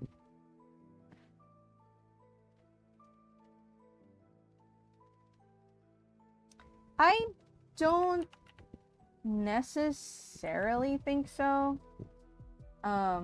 I don't think Nintendo's that stupid, but I can see what you mean. However, if the patent sounds very specific, and so I don't necessarily think It is very specific because I'm looking at it right now. because like most other similar It type is games probably the uses a patent- different it's- capture method. You know what it is? What? They probably patented this specifically for Legends Arceus. I was about to and, say. Legends Arceus and Scarlet Violet. Yeah, I was thinking that. Because they even have an image and it looks very much like the capture method for those two games. I was even gonna add that like I wouldn't be surprised if that's also in part because they have toys and merchandise. That's really where things get, because like toys and merchandise are a huge part of like revenue, and so that might be why they're gonna try to really fight this. So I understand your concern, but I also do not think that Nintendo will just suddenly chase after all sorts of indies willy-nilly.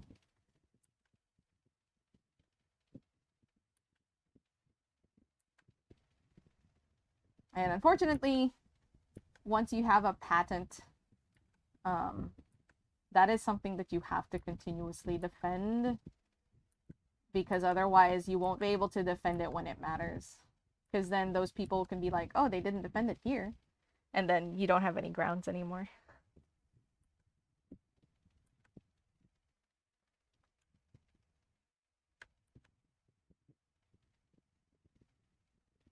Yeah. And I Aiming a capture item, parentheses, Pokeball, Poke space ball, at a character placed in the field, parentheses, Pokemon. Releasing the capture item in a direction determined by player input. So it's for the 3D games. Judgment of whether capturing is successful or not upon contact between the capture item and Pokemon, and changing of the Pokemon status to owned by the player when capturing is successful. In addition, the patent also covers the mechanic of having capture probability displayed to the player regardless of whether it uses colors, graphics, or numbers. So yes, it's very much for the 3D games. have a feeling that part of that is also for like the toy line, Yeah. because I'm sure. And they're they'll also make- saying like the patent was filed like literally weeks ago. It's fine. You don't have to like. It's okay, our acorn. You are fine to dandy. I think that if Nintendo starts kind of like randomly suing people the way that King did for the word saga, like that's just a huge like detriment to their image as a whole. So Oh, I yeah. don't know if they're gonna go that path. But I totally understand where that fear comes from, because like Nintendo can be very litigious. It's scare tactics so people don't make clones. And the thing is, this kind of lawsuit is very much very much like a Japanese thing. I feel I don't know. like if it was like Nintendo, like you wouldn't get away with this kind of shit in U.S. courts.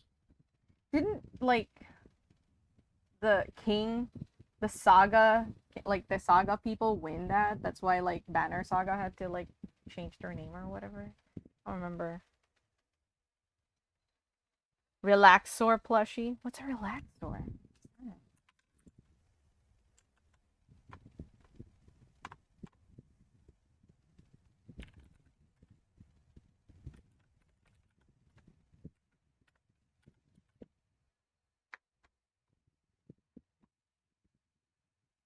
Relaxaurus.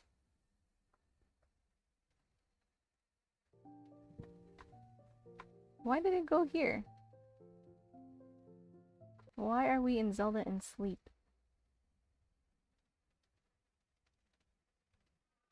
Oh, they stopped. Okay.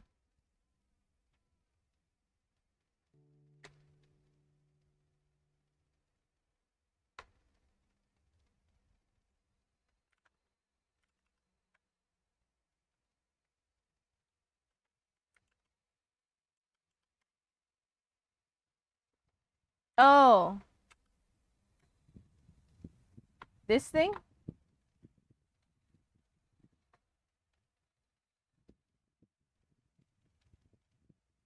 That looks very huggable, to be fair.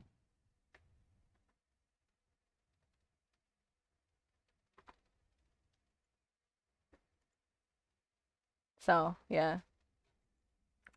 What is happening to my music?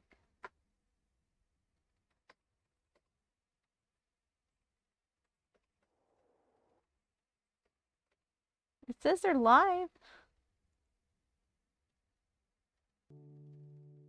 Okay, there. Oh!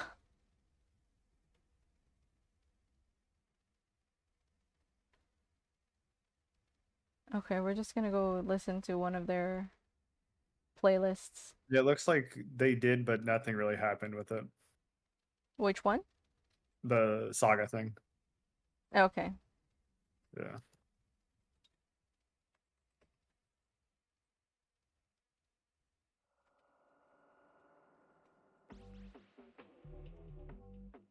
Okay, I really do have to go now. Alright, dude. Have a good sleep. See ya. Bye! Thanks. Bye.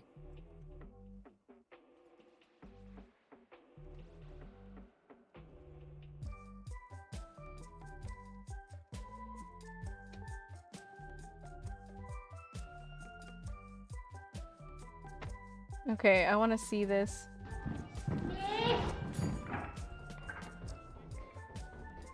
Right. There we go. It opened right away. Oh no! Oh my god. That's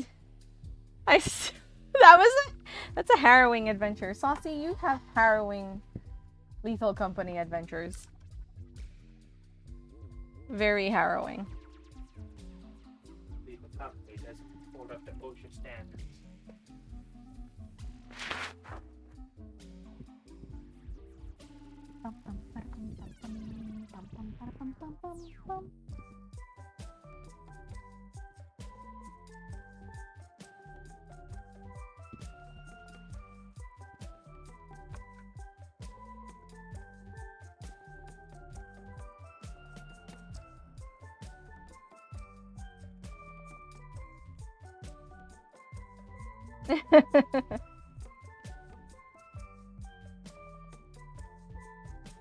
Dun, dun, dun, dun, dun, dun.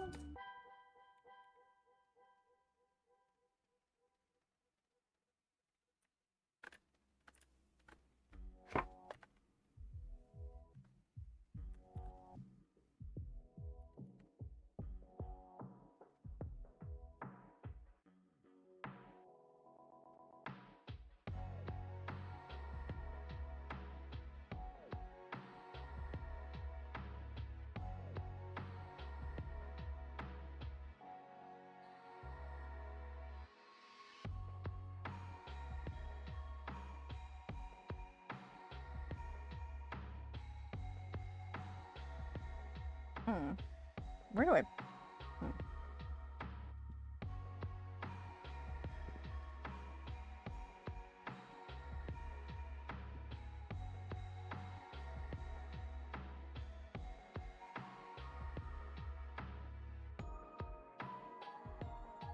Me thinking about where to place this signature. Are you going out for a walk? Oh.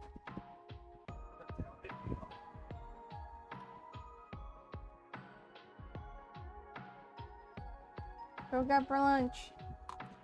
Let's go grab lunch.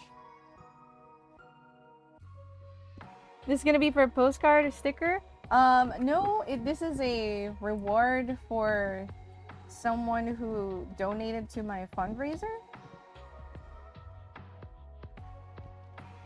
And also me trying to play with like my brushes and really play with stuff like that. I mean, I could potentially get this as a printable for people. We'll see. Because the person was just like, I want you to draw Your favorite flower and something that makes me happy, I think.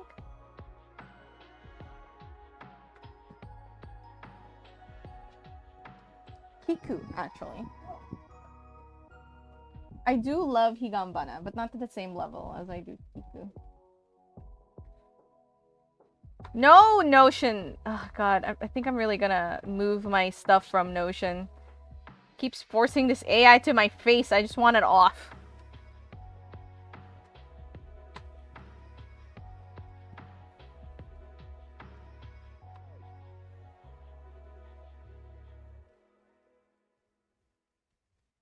I still have... Wait, what stick drawing did I give you? I don't remember. And I probably don't have that on this computer. It's probably on the other one. Yeah. Like, I know that the one they're using is like, oh yeah, like, help you make your spreadsheets and stuff like that. It's fine. But like, if I'm not using it, it's for a reason. It's not because I don't know that you don't have this feature. So please, just stop pushing it to my face. I really don't want to use it. I use Notion so that all these documents are in one place. But now I think I might have to just go ahead and move to... Because I know Google Docs is a thing too, but I really don't want to use Google Docs either. So I guess I'm just going to have what I used to do, which is just a folder full of document files. It's not my ideal, but what can I do? Sneep, snoop. Where did we?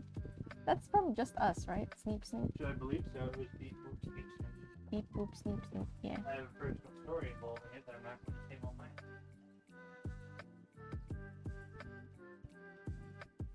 I just said I'm not going to say it on mine.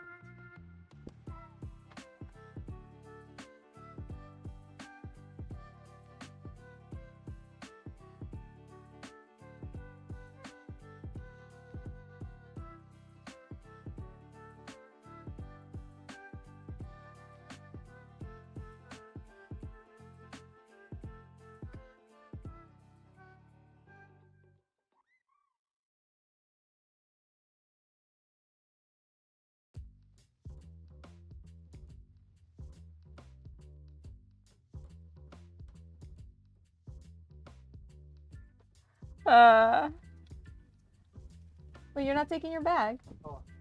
I was like, where are you? I'd be less in trouble without it, but I'm sure It'd be better it if would you be just... like fate would conspire against me.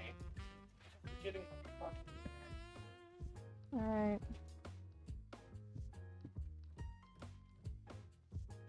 I wonder what I'll have for lunch. wonder. I wonder... Ooh, we have leftovers. That's perfect.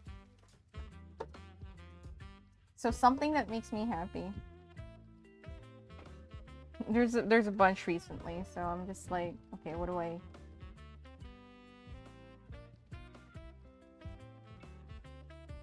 What do I make?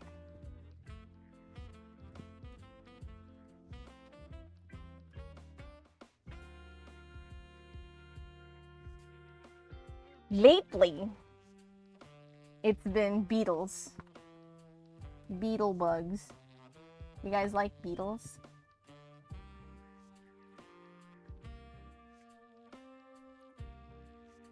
Beetle.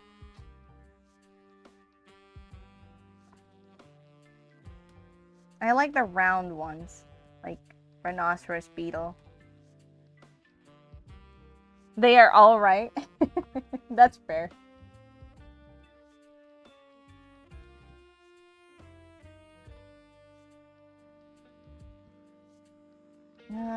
Let's go for stag beetle. Is that what I drew last time? Hercules? Okay, let's do Hercules.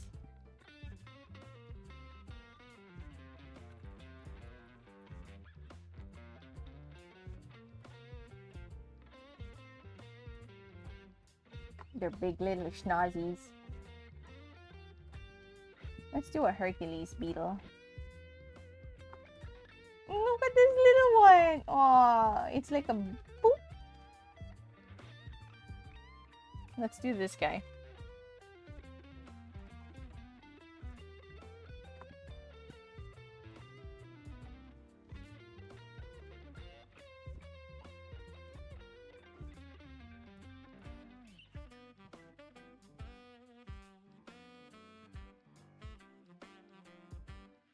Scarabs are cool.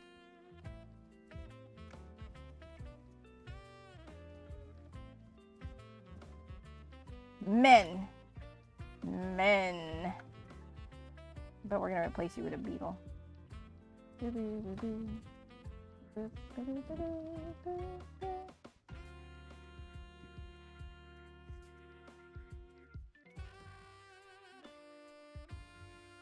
Yes, men. Okay. Give me... actually, I'll just stay like this.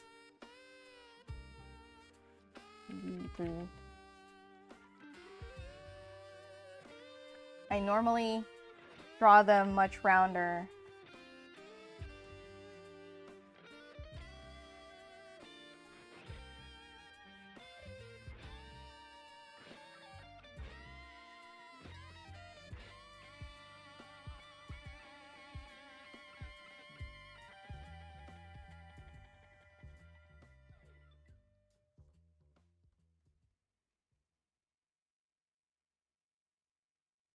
This will be... okay. I'm gonna show you guys. I drew this beetle for my patrons, but I'm gonna give you guys a... oh, I forgot that this window was here too. Look at this guy! This is the first beetle that I drew. And this beetle made me so happy. Like, I'm still very happy with this little beetle dude.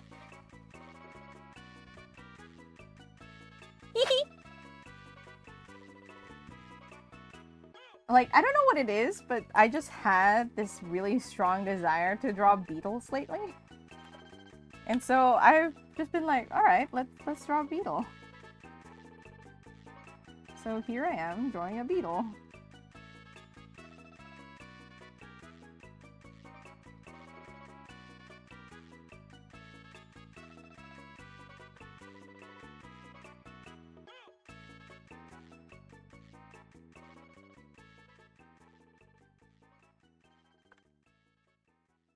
Give him a more rotund shape, because this is our beetle.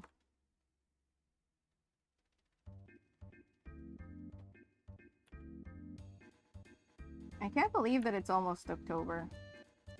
Isn't that crazy?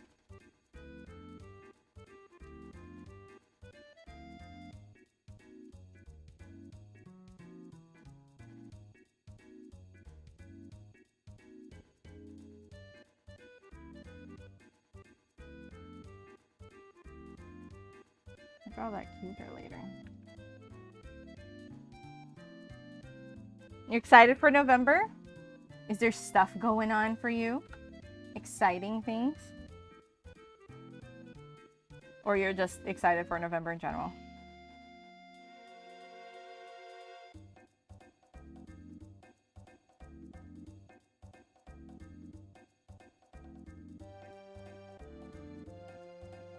Oh, you like snow. Is that what it is? Is it snow that you're excited for?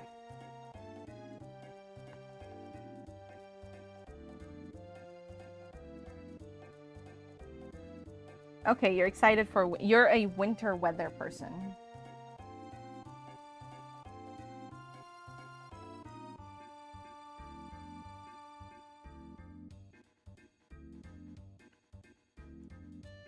Ah, I am still quite excited for snow. I know some people who are not, but I grew up in the Philippines where it does not snow. And in California, it doesn't really snow either. So I haven't really been exposed to constant snow until I moved to Japan. It sometimes snows here in Osaka, but like not really. So I'm still very much like when I see snow, I'm like, ooh, snow! And then I like, you know when you like force your breath out to get the like the little smokies. You just like like I do that. And I can still remember a time when like I would, so in the Philippines during like the December, around December I would say, like it gets kind of cold enough in the morning. So if you hold your breath some mornings, like early mornings, it has to be early morning. It can't be like as soon as, I don't know, 7 a.m. passes, this stops being viable. But if you hold your breath for a bit and then you let it, you go, you know, you release it in a puff, you'll see like a faint little mist. That's it.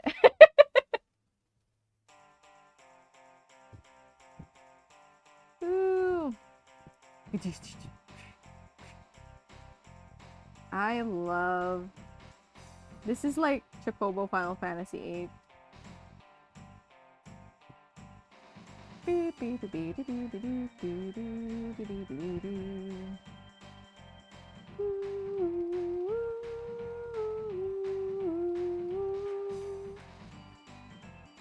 It felt like a dragon.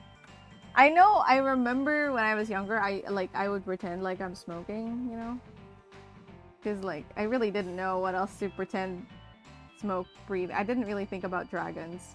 But I was just like... But I was really just more amused that smoke's coming out from my mouth. I should have thought about that. I don't know why I didn't. I read enough fantasy books to know what a dragon is.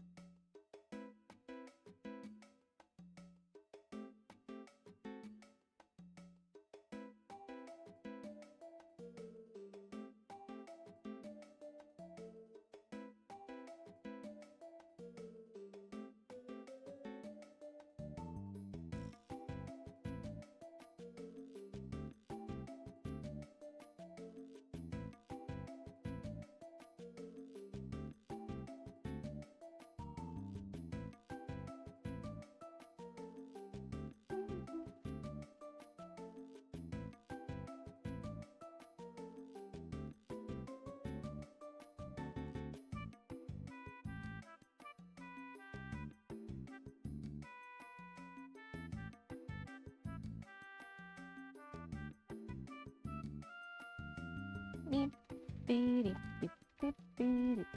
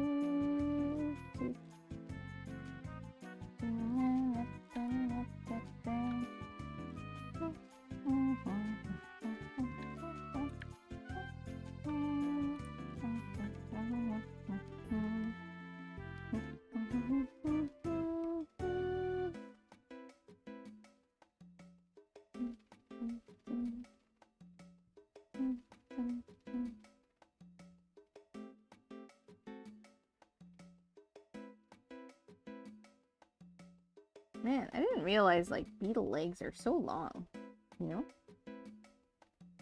Like these guys' legs are hooking onto this hand.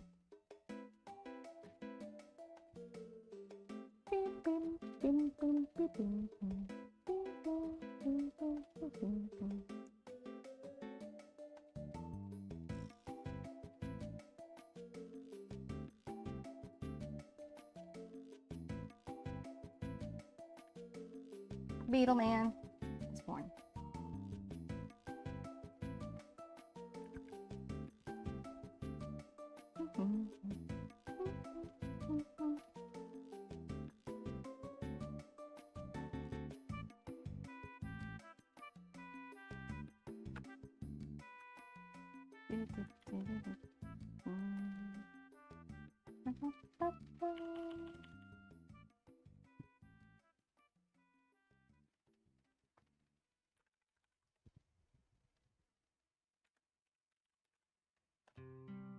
Hello, Mango Weed. Hearing this makes me want to play Final Fantasy VIII again. Oh, what mod are you thinking of?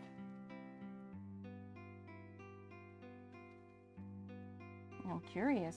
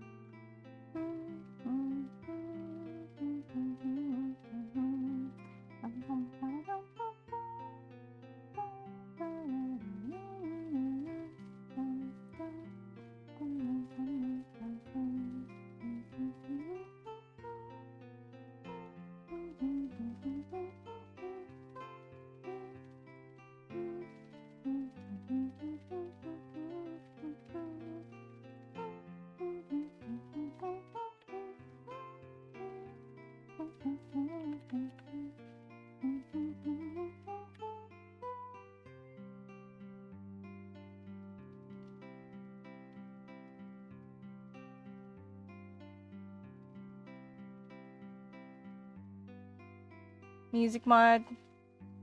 Oh. I love the... is that the remade version of Maybe I'm a Lion? I like the original Man with the Machine Gun too much. But the remaster... I know it's by the Black Mages. But I feel like the remake was just like so much better.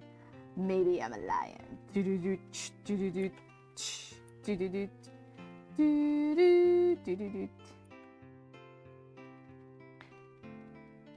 Cleaner and up-to-date graphics. That's cool. Is the new one not like that? Like the remaster that got released? Or you just want it to look even better than that?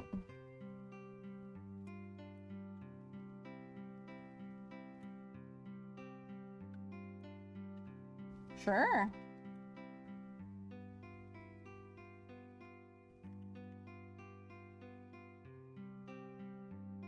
The remastered isn't. Fair enough. I haven't like played the I have the remastered on the Switch, but I haven't actually played it.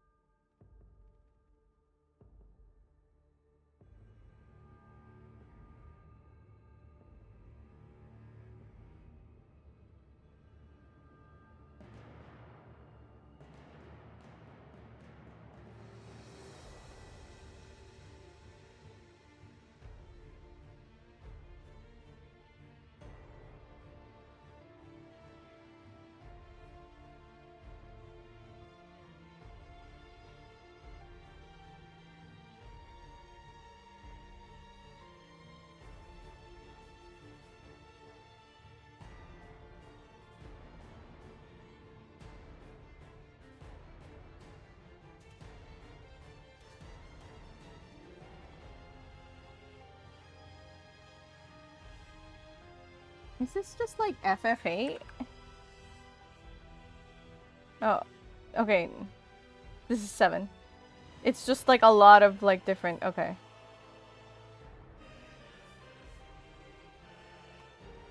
Yeah, mods the Chocobo. Wait, why did I move to this topic? What the fuck? This is not the playlist that I was playing before this point.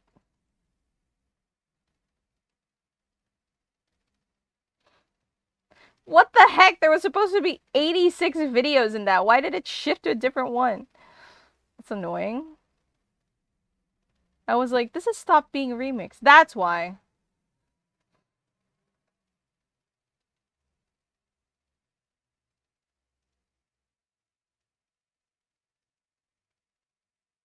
That's so annoying. Moving to this playlist.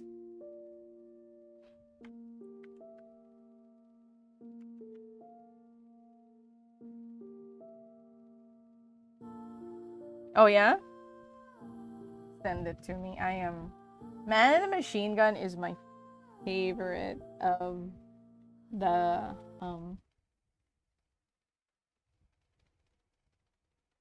songs from 8. I was just like, oh my god, this is such a badass theme.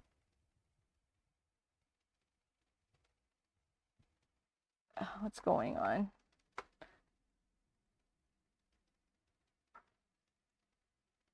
I don't understand why I'm having trouble.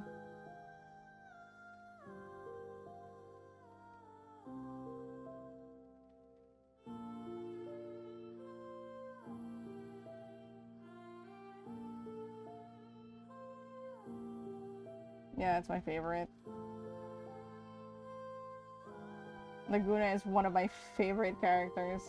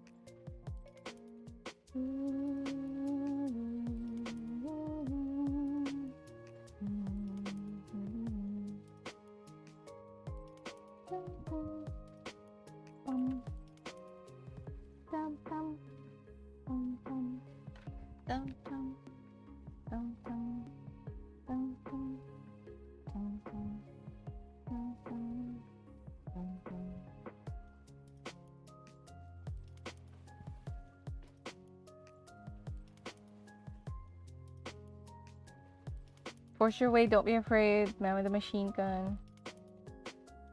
Yeah, yeah. I know that some people, like, for them, Liberi Fatale is like the FF8 music, which fair enough, it's really striking, especially for the time. Like, I don't think anything sounded like it. And it was so, like, operatic, too. But Man the Machine Gun is the music that made FF8 for me. Like, if I was to attribute it to a piece of music, it'd be Man with a Machine Gun. I heard that and I was just like, whoa, what is this? And I was immediately bopping.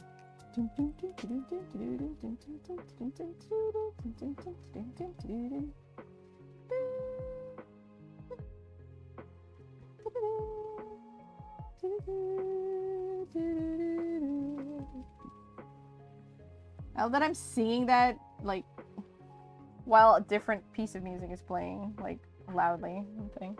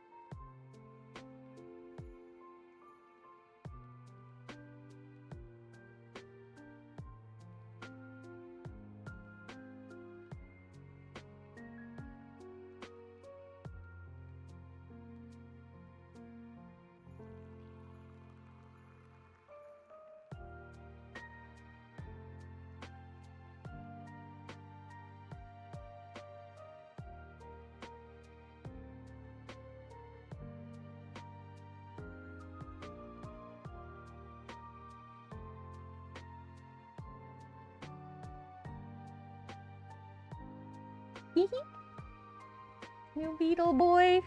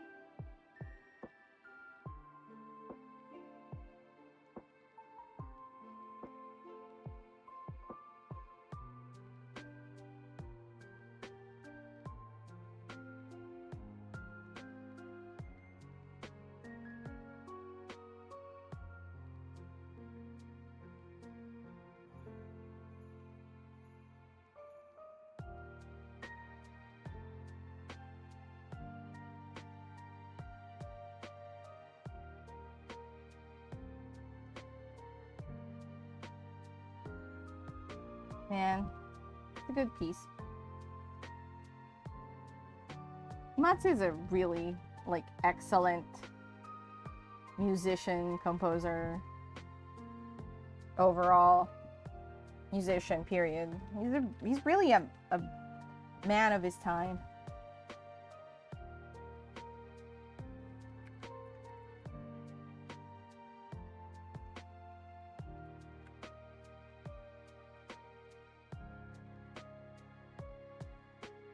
Oh.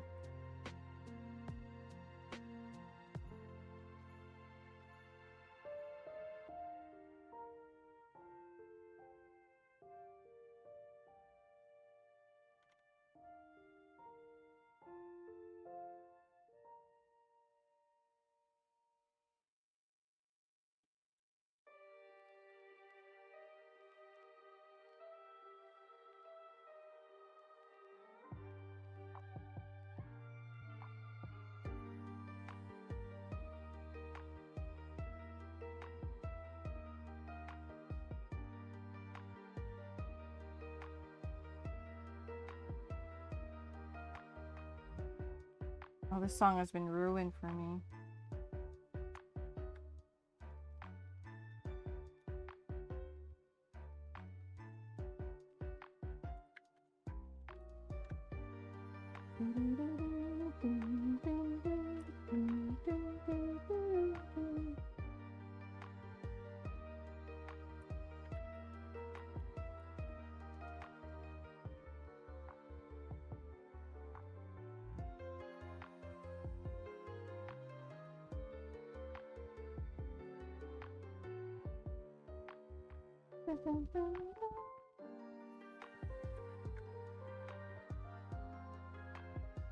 Ruin how so? Not in a bad way, just in a funny way. Because basically, do you know or do you watch Vine Sauce? YouTuber, streamer.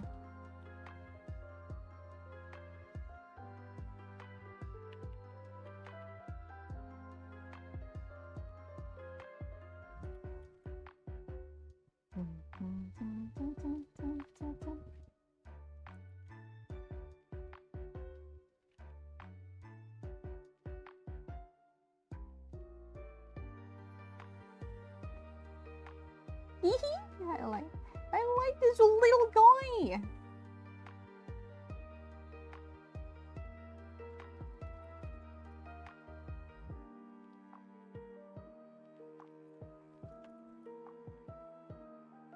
Not watch Vinesauce? Okay. So I can try to look up to better explain this. Let me see. If I can find it, then better, but if not, then we'll see.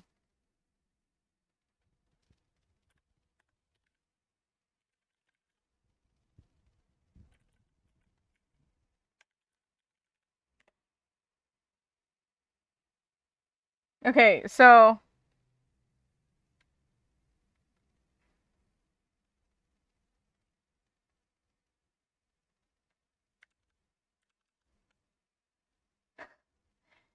he plays Legend of Zelda 2 a lot. That's like one of his favorite things. He plays it every Thanksgiving. I don't know if this is the actual clip though. Is missing. Time to go. Run. And do not walk. It's time to fight San Crenando. Come. No need to talk. Silver arrows kill San Crenando. He's not Ganondorf. He's not Aghanim. He's not Majora. Stretch, but he's not Girahim. So let's ride with Epona to his tower in San Diego. Wait, I could be wrong. He could be down in San Francisco.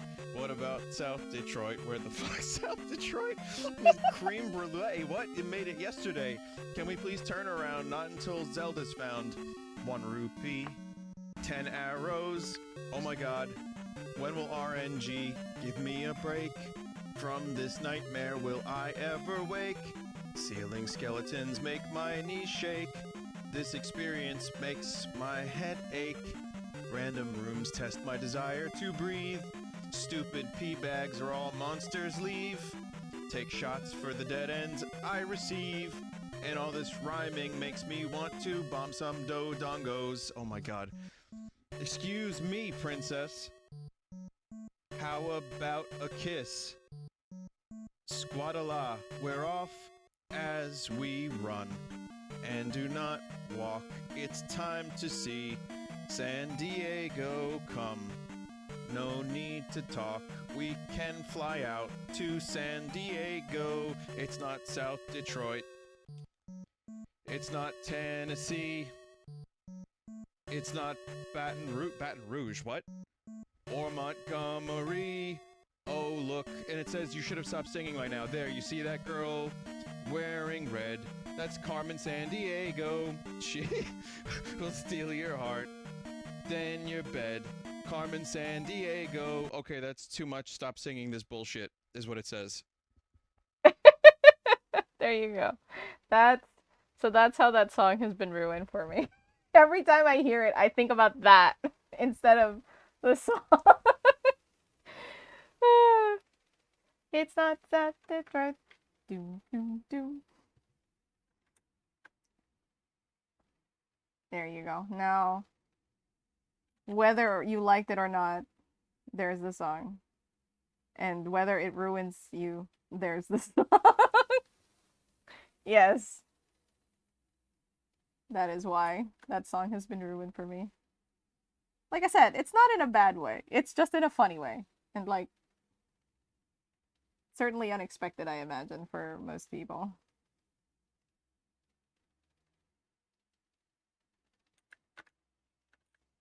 Look at this! Excuse me.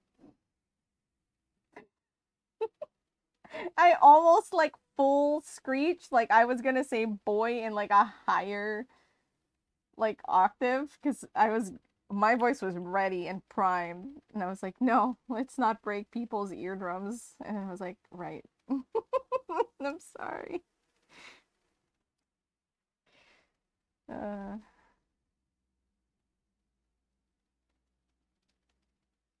I do need to add like the cracks. It has like little shell. like little shell cracks or scars or whatever.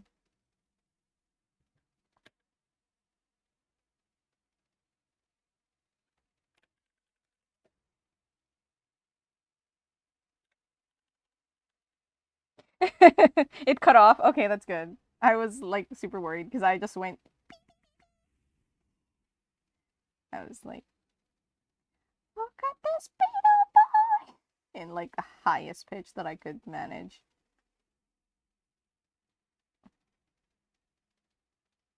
Kind of. We're just gonna make it faint. I don't particularly like how I'm doing this.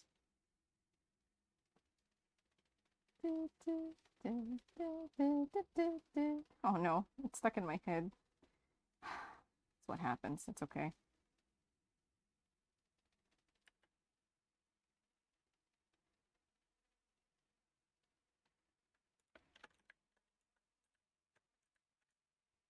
There we go. We have a beautiful beetle boy. Now we add the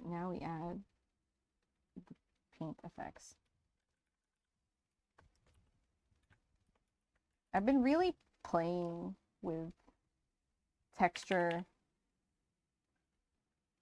as far as like this. I don't necessarily think this is how I'm supposed to do it. However, I like doing it this way, so we do it this way.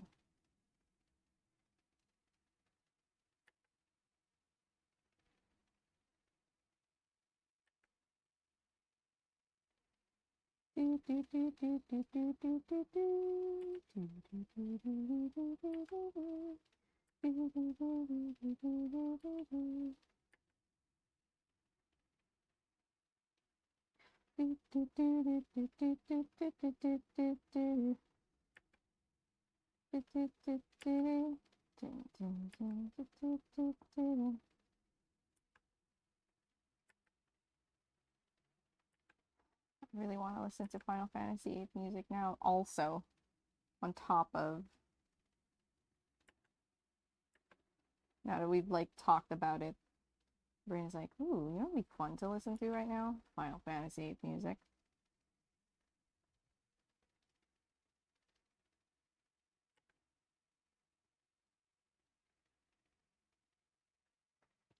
Hello! Yes, Dashio.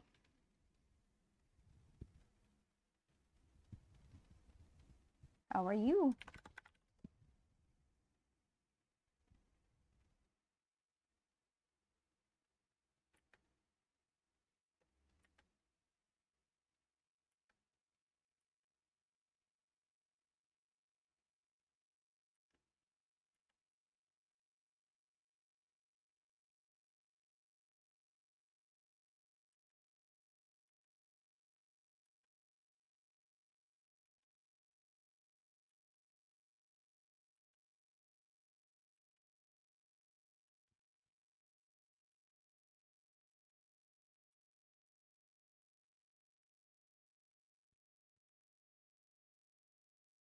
Loopy on cold meds? Oh no. Well, hopefully loopy in a good way. We are arting, as you can see. I have drawn this beetle friend. Very happy with this beetle friend. Let's put on a little small background here. Not too much. I just want to add like a bit more color back here. I suppose I could have also chose pink. Well, let's layer it. Let's do a pink, like a muted. Ooh, yes.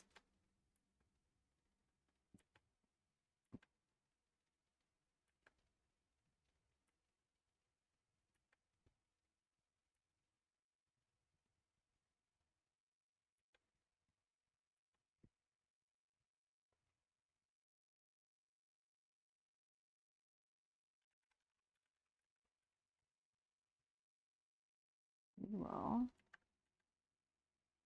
put that on over the top. Just add, let it seep through.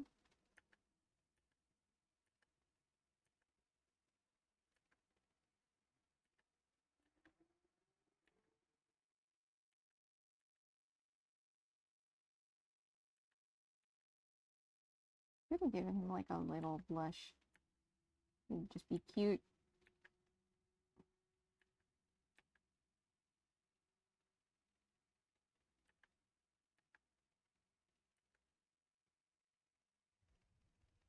Hee hee.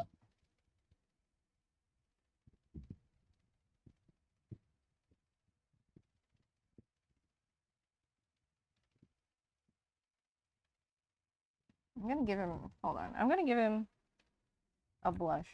It is a glorious beetle. Glorious beetle.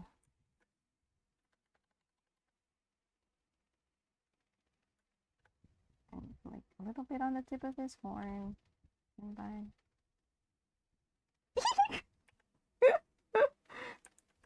Is that what I want? Oh wait, oops, I put it on directly on the color.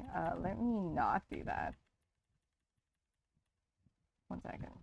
Let me put it on a separate layer.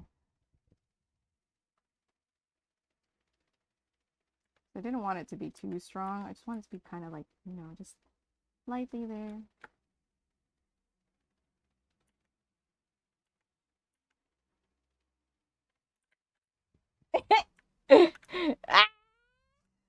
I have recently been really into drawing beetles.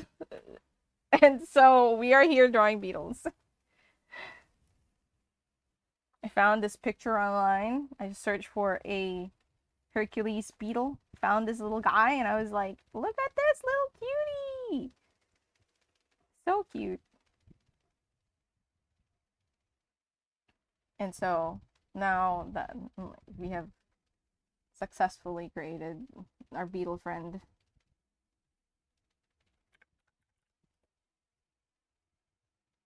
Let me add some more little bits and bobs here and there. I really like staring at it a lot more closely and seeing all the little texture marks that I've made. I like that.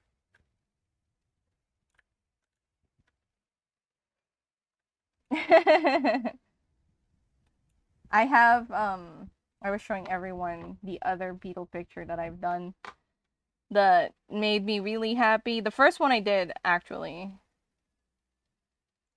Did I? Yes. This one. This was the first beetle friend that I drew.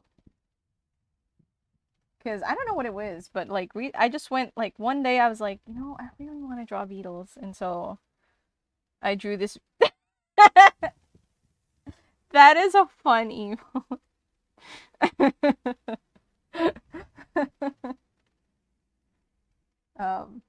But yeah. What is this one? Okay. Color. Let me add another one actually.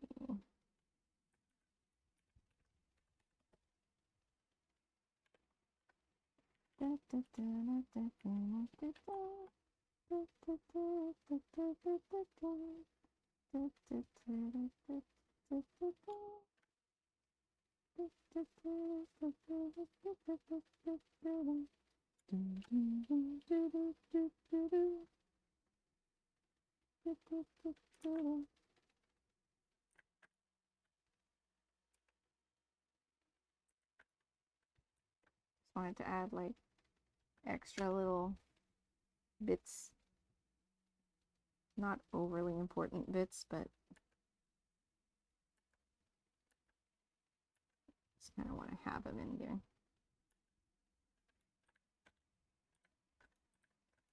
I can barely even see that, but I like knowing that it's there. One of your favorite? Yes, yes, it is cute aggression. I will. Okay, so relating to cute aggression, let me see if I can find the. Oh wait, no, I know exactly where I can find it. Where is it? Where is it? Where is it? Where is it? And I thought this was like a funny.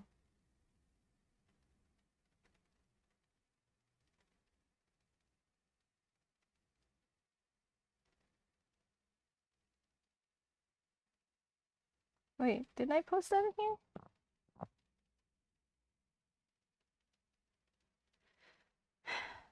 Where is it? Dang it.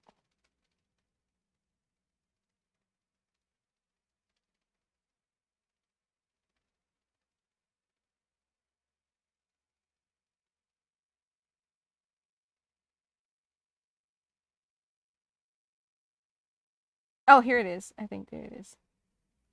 Here, you guys will learn some Japanese today. That is, oh, here it is. Oh, god dang it. Japanese language because we feel the need to name every subtly unique sensation we come across in life.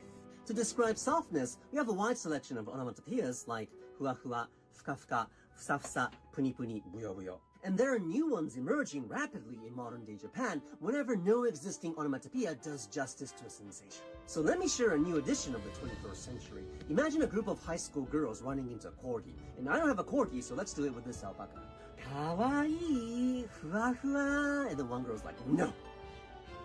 Fua fua is an understatement. This cute aggression-inducing softness and warmth can only be expressed with mofu mofu.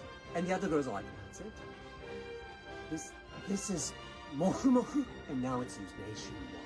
So I would translate mofu mofu as unacceptably fluff. Onomatopoeias are crucial. There you go. Today you guys learned moof moof. Like I knew the word, I already knew the word, but I didn't know that it was like specifically kind of like aggressively cute and fluffy. Yeah, that guy's great. You guys want to see more of his stuff? I believe it's the Metro Classic. Yeah, he has a lot of like Japanese stuff, like learning language thing. There you go. You probably don't need all the rest of that stuff there, but that probably leads to the Fua Fua clip.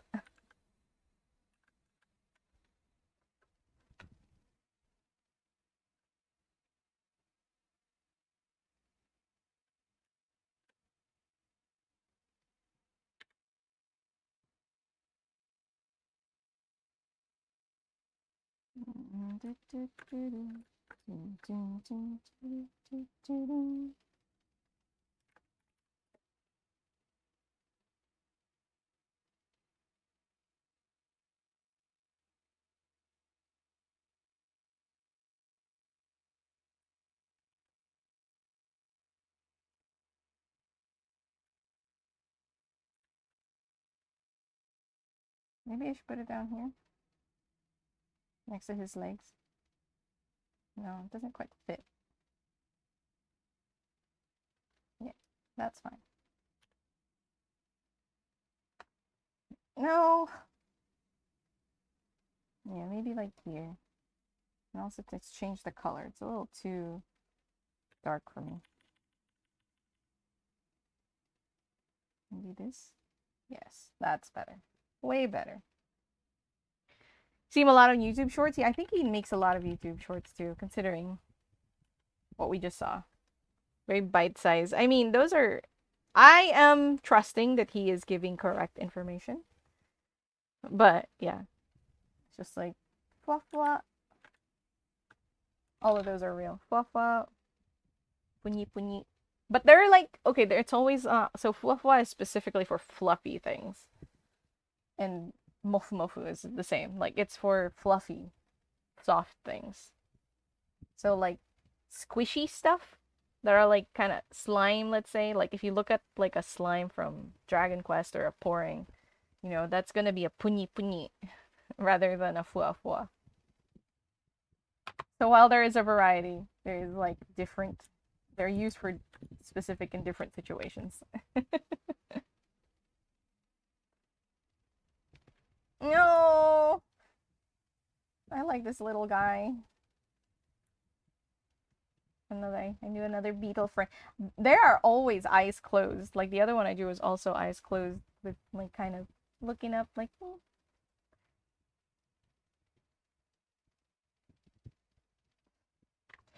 I hope that this is okay with them because they were just like, draw something that makes you happy. And I'm just like, Beatles! I know Beatles are not for everyone. Ah! Oh, man. That was a solid session of drawing today. So let me...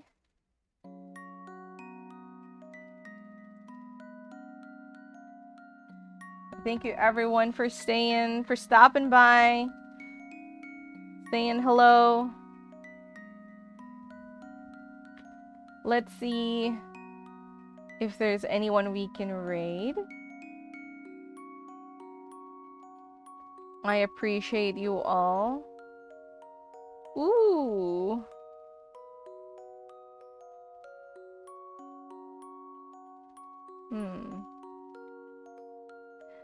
Take care as well, Ruby Lark. You know what? I know exactly what we should say for our raid message too. While am I deciding who raid. Bluffing up your door. Bluffing up your stream. How about that? Pick whatever you like. What emote? There's our raid message. We're not even like... Okay. I got a couple of things. You know what? We're gonna go with a classic. We're gonna go with a classic. It's gonna be chill vibes, fun times. And I know we raided him last time, but you know what? Totally cool with raiding the same person twice in a row. We're gonna raid Bradley Rose, who is playing Ogre Battle 64 with he's playing it for the Earth, Wind, and Fire because, you know, 20% of September. Basically he's not allowed to use those elements. Oh wait, he's only allowed to use Earth, Wind, and Fire elements rather, which is a fun little challenge. And so if you guys are interested in checking him out, definitely, highly recommend. Very good, awesome, chill vibe stream. And also, just come by with the raid, if not so. That's it for this week. Oh my gosh. Next week, it's gonna be horror time. Little Nightmares will be the first one we're gonna play. Hope you guys are ready to brace your eardrums so that I'm gonna take off the limiters. So I don't get cut off when I scream. But until then, I'll see you guys. Hope you have a wonderful rest of your time zone. See you guys later. Bye!